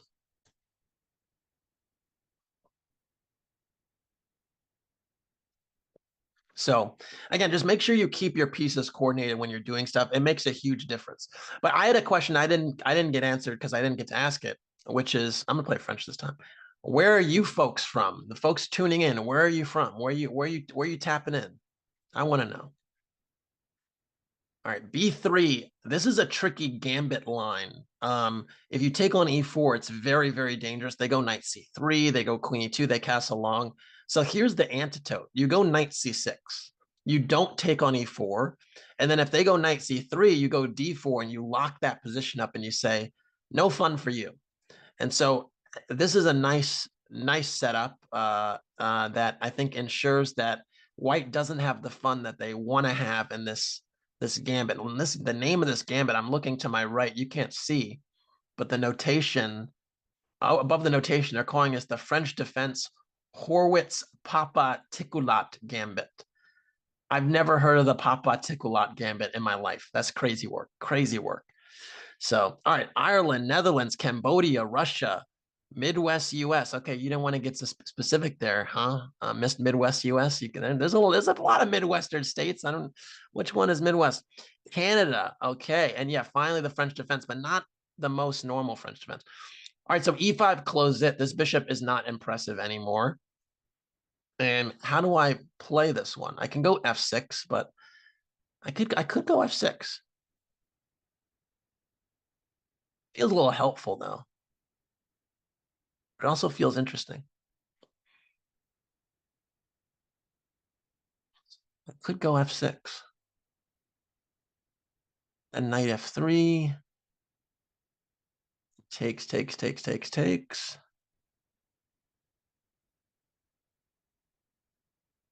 I kind of like F6. I don't know why I like F6, but it just is appealing to me. It's whispering to me like, play it, F6, play it, do it. I could have been a lot more patient and played around the center, like played like the knight to E7, knight F5. I just feel like pawn breaks are really important when you play chess. And given that this isn't a Caro-Kann, my bishop is not out of the chain. And given that C5, which is the normal French move, isn't really happening with the knight on C6, I felt like I had to address opening the position in another way. So that was the vibe. That was the vibe. Maybe it's not your vibe, but that was my vibe. All right, so Russia, Cambodia. Wow, I've never been to Russia or Cambodia, or Ireland for that matter. But I have had the pleasure of going to those other places you listed. All right, Bishop B5. All right, yeah, this I saw. Did I have an antidote for it? No. Did I see it? Yes. I guess I'll go Bishop D7. And I guess that's what I'll do. Just breaking the pin, threatening knight takes C5 now. Because now knight takes C5, bishop takes D7, knight takes D7. And then knight can capture and come back. So I'm threatening to win a pawn now. And so bishop takes C6 is played, I'll take. I'm not trying to duel my pawns. I have a bishop pair. It's not the most impressive one right now. Okay, D4 I don't like. The reason I don't like it is because I think it was important for white to recapture on E5 with a piece. And so now that that's not a possibility, I'm doing it like this. Actually, I take it back. That is a possibility because queen H5 check can be played. So, but I think it was preferable for white to recapture with a knight or a bishop with the knight probably on d4. With the queen is less impressive. Okay, so queen h5 check. I admittedly missed. I did miss it. There's no ifs, ands, or buts about that. And I don't really want to go g6 because it weakens more dark squares. How crazy would it be if I went king d7? How crazy would that be? It'd be pretty crazy, right? Because guess what? I'm going to do it. And the reason I do it is I really don't want to play g6. I just don't want to. And I don't know why. It just this looks like a funny looking move. And I don't want to play g6. And it's honestly outrageous that, but I can do it because I have some stability in the center, and I'm hoping that I get some tempos on the queen with my pieces. I just don't like g6. So king d7 is a frisky move. It is. Don't try this at home, but it's not as bad as you think. That's what I'll say. And they took with the pawn, which makes me very happy. And now I'm going to go queen e8 because now my king on d7, I need to at least pretend to try to trade queens. I don't like the king being there like that forever. And I have the two bishops. And again, now that they've rehashed the pawn, the bishop is a bit locked down here. The knight doesn't have the e5 square. The king on d7 doesn't look as bad as it did at first blush. All right, queen e2, fair. But now my queen pops out to g6. I'm attacking g2. I'm starting to like this. I'm starting to like this. And again, the king on d7 looks ridiculous, but it's not that bad if you can't exploit it. So f4, okay. I can always queen trade too with queen e2, queen e4, but I don't want to do that.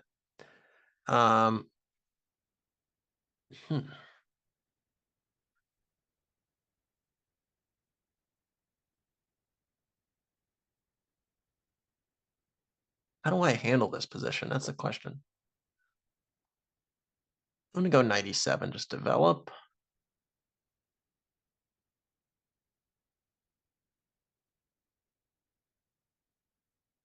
Knight's coming to f5. Oh, g4. No, I'm going to go h5 and undermine that.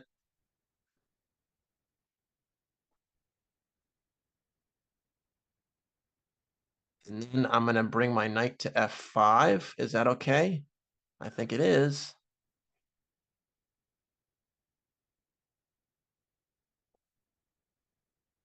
Queen e1. Okay, I'm going to go bishop b4 and pin. Because who doesn't like pinning? Pinning and winning. And I'll take on c3. Why not? And then I'll go rook f8. And I need to get my king out of the way. And I need to play it faster. My goodness. And I'm 2 pawns up. Opposite-colored bishops, but 2 pawns up. That counts for something. And I just got to keep playing quickly.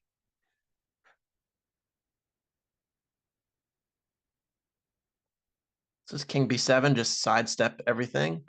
a5, take more space. Nope, g3. Rook f2. g2. Wow, look at my pawn. It's just marshaling up the board. And I have a lot of activity now. And this bishop is frozen because the queen takes c2. That's what I was sitting on. I was sitting on the bishop being frozen. And wow, they became a little bit of a time scramble. Good games well up. And now the $10,000 question, how bad was king d7? How bad was it? Guess what, folks? Guess what, folks? King d7 was a very legitimate move in this position. Very legitimate. So legitimate that the evaluation barely changes. It's a whisker. It's 0.17. So not a bad move. And then you could see after queen e8 and queen g6, black is already for choice because g2 pawn is hanging. Black has the bishop here, and the king on d7 is kind of safe. So there you have it. Opponent missed knight f3 here after the check. Question mark. Knight f3. No, actually, I wasn't worried about knight f3 because I thought that I could play e4. it turns out even better is just to take on d4. And after 95 check, you just go king c8. And it's still, and my king is safe here. If this taking here and giving me double pawns doesn't really do much, and the king is secure, my pieces are going to jump to life. Not a huge deal. So, yeah. It was a fun game. Not every day you get to move your king on move 8 like that. So, anyways, on to the next. As I sip some mango tea. Mango tea. Mango. It's not tea, it's just mango juice.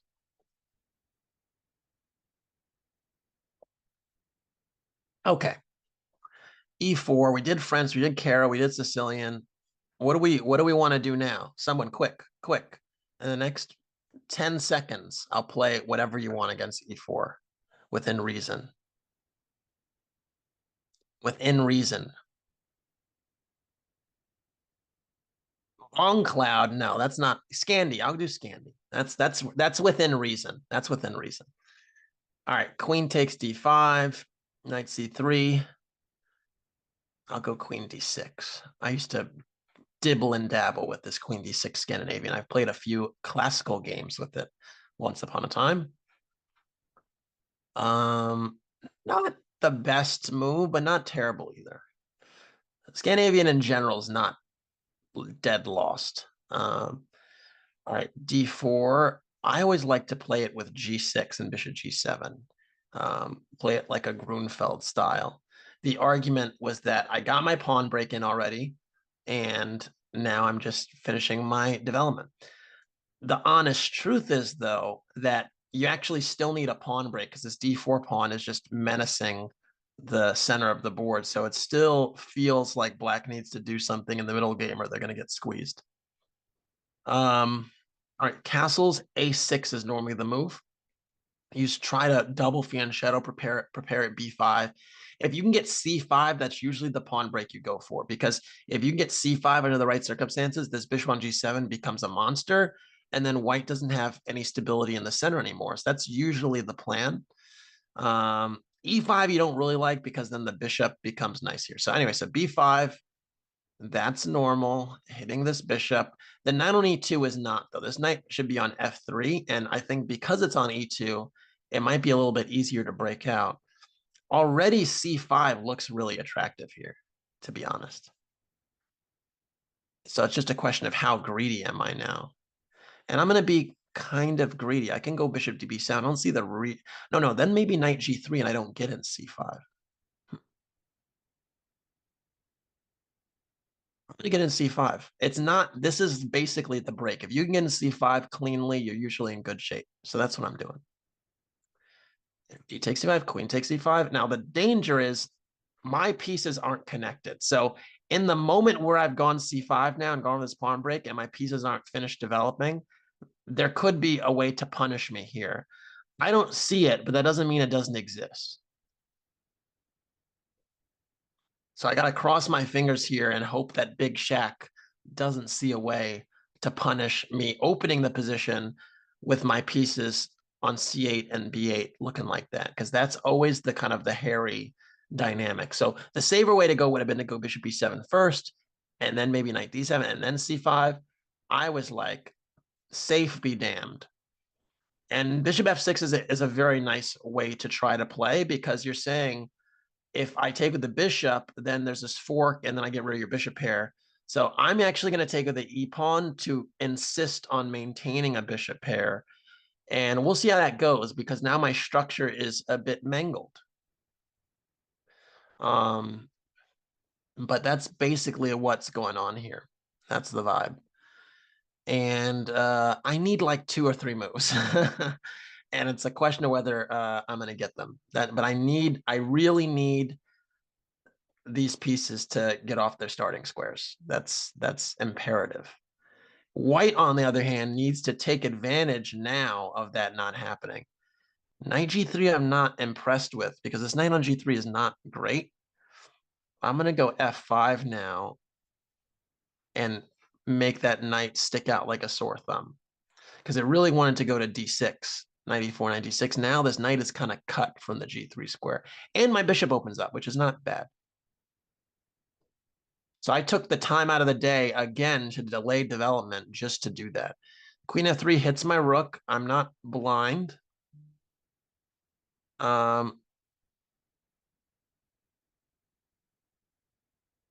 Rook a7, maybe.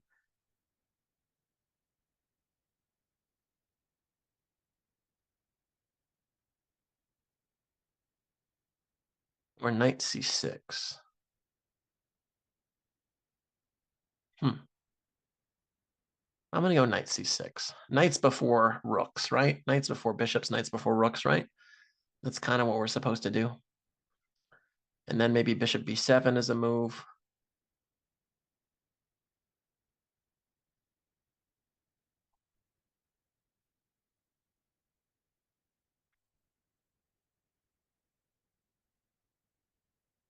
Just defending my knight again. And now knight d4 is a threat because I hit the queen and I unleashed the bishop. So an argument could have been made for playing knight d4 right away, actually. Knight d4 now is well met by rook takes d4. So I think I have to start with rook b8. Or rook c8. I like rook c8, actually. Then my queen is free to do something else. I don't have to stay overprotecting the knight. Black is clearly better now, actually. Knight h4, h5. Does that bother me? Not really, to be honest. I'm going to go bishop a8. Now knight d4 is a threat.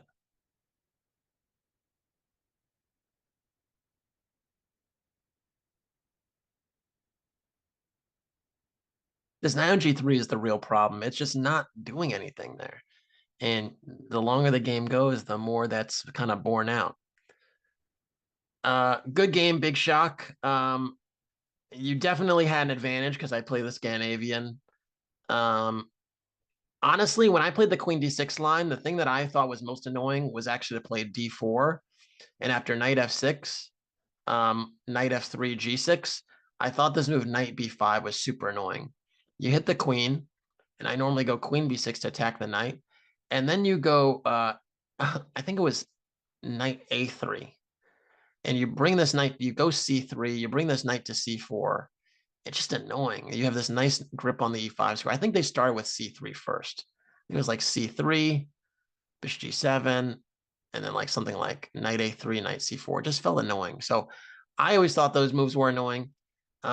Ultimately, the knight on e2 was not a great square. The knight should be on f3. I think a lot of times the reason the person puts the knight on f3 is because they're worried about bishop g4 with this pin. But you could just go h3. And the point is that I'm not actually winning a pawn on d4 because the b7 pawn is hanging. So after queen takes d4, queen takes b7 is always winning. So you get your bishop pair and the pawn is not hanging. And then I have to like go c6 or something, not king b7. I have to go somewhere like c6. And then you just castle. And it's still not hanging because I can't, there's just too much, well, it's kind of hanging, but there's just too much activity in the center to justify taking the pawn. My rooks are connected, mine's aren't. So yeah, so put that on f3. Bishop g4 is not a huge deal. So all right. Moving on. On to the next one. Luminescent pancakes. That is a dope name. Luminescent. I like the name luminescent pancakes. All right, I've gone c4, d4, e4, b3, and e3, but I have not gone c3 yet. It's kind of a reverse Caro-Kann potentially, or according to this, it's a Saragossa opening. Again, another opening I've never heard of. Saragossa. The naming conventions in for chess openings is so interesting because a lot of times it's just about whoever says it's their opening and then becomes an evangelist for it winds up getting the name. So, all right, so we have a London system here. I've managed to basically get my bishop outside the chain and put the other pawns on certain squares. Usually the bane of a lot of chess players' existence for sure, but this is actually just a very comfortable position for black, in my opinion. So, yeah, I don't. People are like, "Oh, the line is so annoying." This is just nice to play if you're black. I don't think I have anything here. So can I get a bishop pair with knight h4? Is that possible? Is that allowed? Can I get it? Then bishop e4 is a move.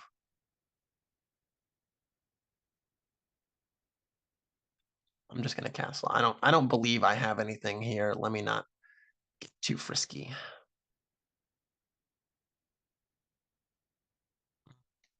And what's going on? We have a situation where I maybe connect my rooks first, but it doesn't matter as much as usual just because black has more space by virtue of the 2 pawns to the center to my 1. So I have a little bit of an issue here as far as spacing on. And c4, okay, c4 is a very interesting move, trying to take it, like take all the space. I think it's actually a little early for that. Like, can I go b3 and a4 and start to undermine before you're ready? Or no? Maybe it's not early. Maybe it's just the right moment.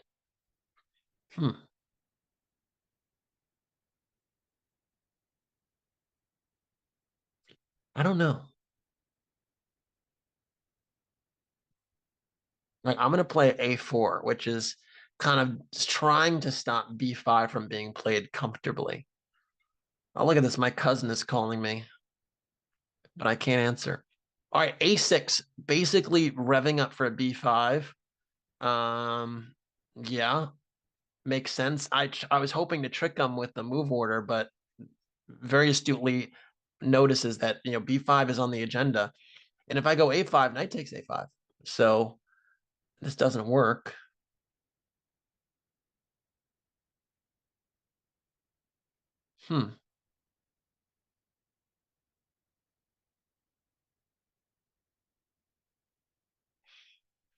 I don't love this. This is a nice position for white, it would seem. I'm going to go knight e5. Or for black, rather. It's a nice position for black. I'm going to go knight e5. Try to deter b5 even more.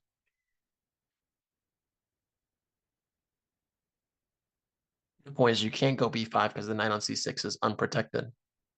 So that's the problem.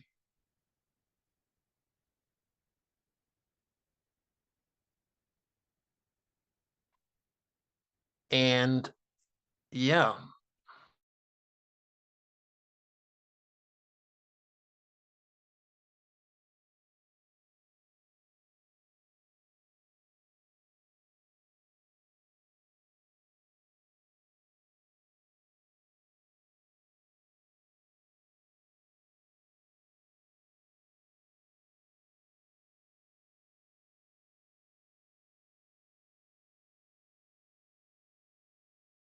That's me. This is Ajelen. Just to say that to the Oh, the chat. audio again. The audio Okay, again. now it's okay.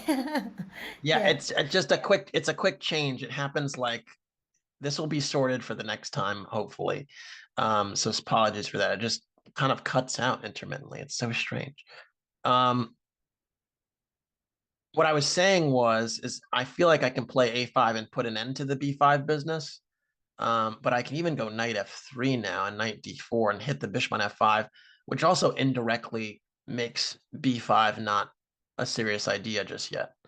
So I think it's good. I think it's good.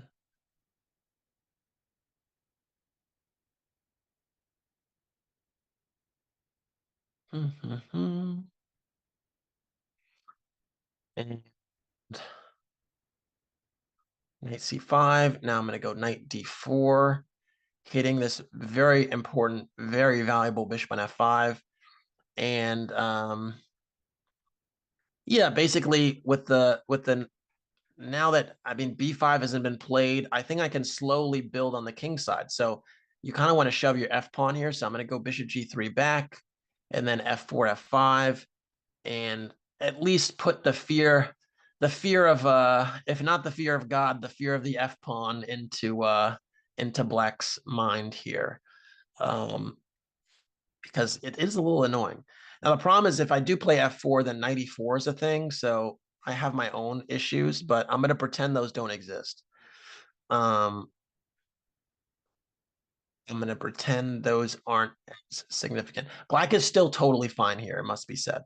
It must be said. Yeah, knight e4 is a nice move. I'm gonna go bishop e1 to try and preserve the bishop pair. But yeah, black is totally fine. Oh, f5, that is the losing move. This is a fork. Knight takes e6. It blunders a huge big time pawn there.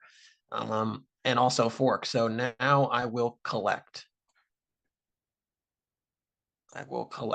And bishop e1 actually covers the f2 square, which is kind of a cruel situation, which is you don't even have this fork here, which would be crushing in every other circumstance.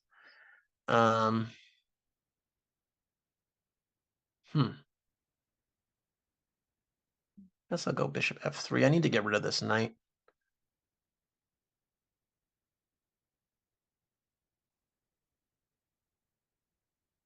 Wow, threatening queen g1 in some positions is scary. But now that the queens are off the board, I'm up in exchange. I like my chances to convert.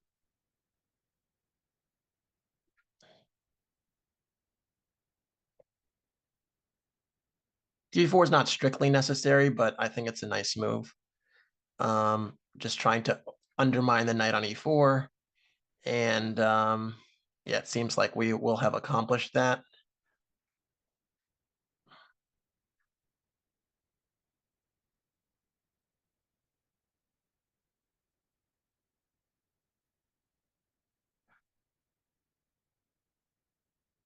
Just trying to trade pieces here. It is the efficient way. And eventually the position starts to collapse.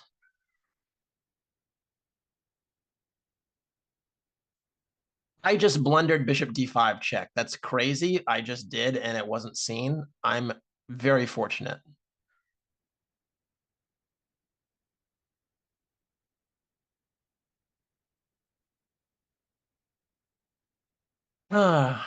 Very, very fortunate indeed. Let me queen this pawn real quick. And I queen with checkmate, which we'll take. We'll take. Really interesting game for a long time. It really came down to whether or not black space grab with c4 was justified. And it turns out that it probably was. I thought that actually after d takes e5 that black was totally fine, that black was in some trouble. But actually knight e4 here would have been a really nice move, trading more pieces and then prepping this b5 move. Because now if I go knight f3, there's g5, which is brutal, and then h5, and all of a sudden my bishop is getting chased down in a very uncomfortable way. Point being that if I go h3 or h4, I have to recapture with the f pawn, which is not pretty for my pawn structure. So like if I had to go like h3 here, takes, this is ugly. Black would have the bishop pair and a lot of targets to work with. So yeah, really interesting game. And yeah, Luminescent, you definitely showed your stuff for sure. You definitely earned your keep. So great game, good fight. And yeah, before f5, I thought you had just a better position. A lot of times here, you have to play around the pawn breaks in the London system instead of shoving. So often the London system player gets to kind of make stuff happen because black shoves the pawns around their king. So you kind of have to like do your best to get counterplay without shoving because it gives me these openings. So, all right. On to the next. We are at almost the 2 hour point, so we might have 1 to 2 more games remaining, depending upon how long they last. So I'll be quick. I'll go for b4. How's that? The Polish opening.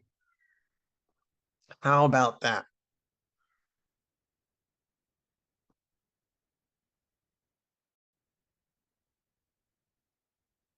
b4, and my opponent Joel is stumped, or just doesn't realize that he's up yet. Because if b4 made every person take 30 seconds to 30 to 60 seconds in a blitz game, I would be more than happy with that. More than happy.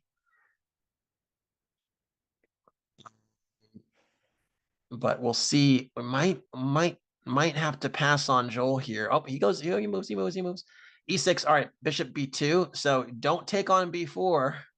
That's the one trick there. Just pretend the B4 pawn doesn't exist. Knights before bishops, yeah. And here actually is annoying because I have to defend this pawn now. And I guess I'll go A3, but it's kind of a waste of time to do that. And now I start developing myself. But it's like, what did this B4 A3 combination get me?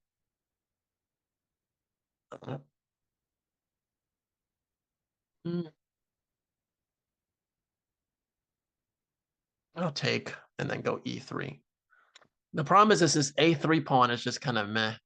It's like a waste of a move and it's not great. And I guess I'll go C4.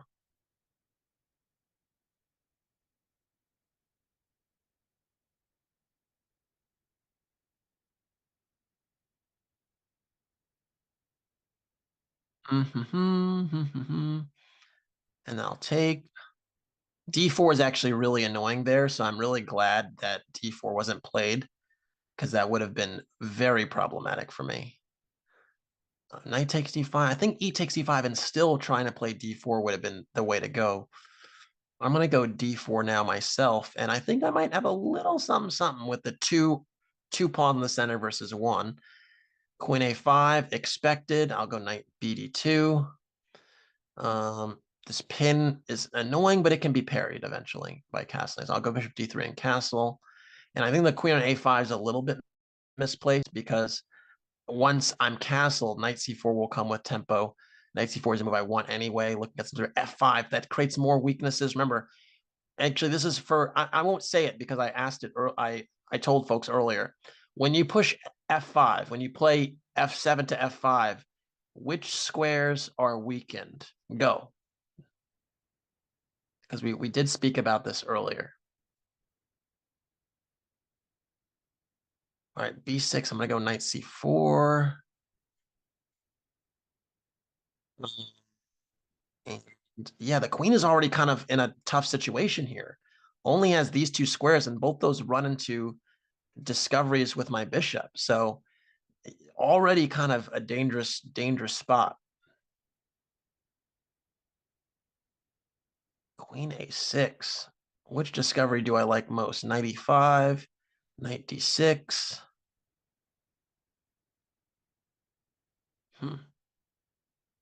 Which one is more attractive? I think it's actually the one that gets me the bishop. So I'm going to go knight D6. Because basically, if I get this light square bishop and this E6 pawn is already weak, there'll be a lot to play with there.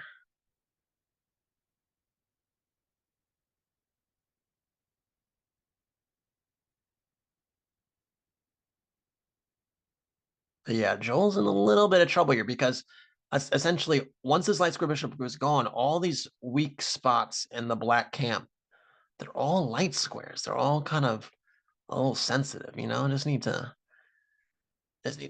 get into those areas, and good things will happen.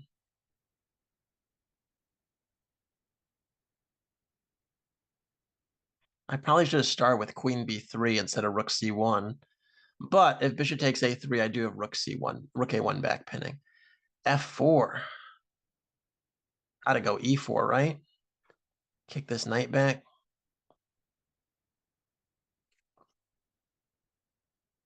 And then queen b3. And it starts to look very good. Because I got two bishops here in the cut. I got two pawns in the center. This queen is still having trouble. And it starts to look really nice. And yeah, knight d8, only way to try to defend the e6 pawn, but then that hangs this rook. It breaks the connection of the connected rooks. So yeah, tough game, Joel. Basically came down to just too many weak squares, in particular f5. To me, it weakened a little bit too much real estate on your side of the board. So all right, so I think that was indeed the final game. I think Ajay will jump back in here, but I had a really nice time playing with you guys, and yeah, hopefully you I know I learned something, so hopefully you guys did too. Yes, I think like the whole community enjoy as usual a lot the whole Banter Blitz. Thank you so much because you are super instructional. Like people, I don't know. I think like not only the community but even like me behind the scenes, I'm learning a lot just following your comments. So thank you so much for everything, and thank you for the games and all the lessons during the game. So we hope to see you, Casa, back soon. Maybe to celebrate together International Chess Day. But we don't know. Maybe. I don't know. Time will I tell. know Time will tell. your face like sorry, but anyways, we because actually we are all super hyped to have you here in the community channel, but we will see. So thank you so much to you. Thank you, Ben, AK, Anita, Max, Krishna, the whole chat over there, like you mean awesome as well. And yeah, we will see each other in the next Banter Blitz, hopefully like in a few weeks or less than a few weeks. All right, Eh, sounds good. Till next time, folks. Bye. bye. Looking for new ways to enjoy chess? Check out our schedule of Chess.com community events today. Mondays, play rapid opening roulette and expand your opening repertoire with a new opening each month. Tuesdays, compete against other untitled players in Untitled Tuesday. Battle your way to the top in Arena Kings on Wednesdays. And finish the week off each Saturday with the blistering Community Bullet Brawl. All happening in the Community Club on Chess.com. Looking for new ways to enjoy chess? Check out our schedule of Chess.com community events today. Mondays, play rapid opening roulette and expand your opening repertoire with a new opening each month. Tuesdays, compete against other untitled players in Untitled Tuesday. Battle your way to the top in Arena Kings on Wednesdays. And finish the week off each Saturday with the blistering Community Bullet Brawl. All happening in the Community Club on Chess.com. Looking for new ways to enjoy chess? Check out our schedule of Chess.com community events today. Mondays, play rapid opening roulette and expand your opening repertoire with a new opening each month. Tuesdays, compete against other untitled players in Untitled Tuesday. Battle your way to the top in Arena Kings on Wednesdays.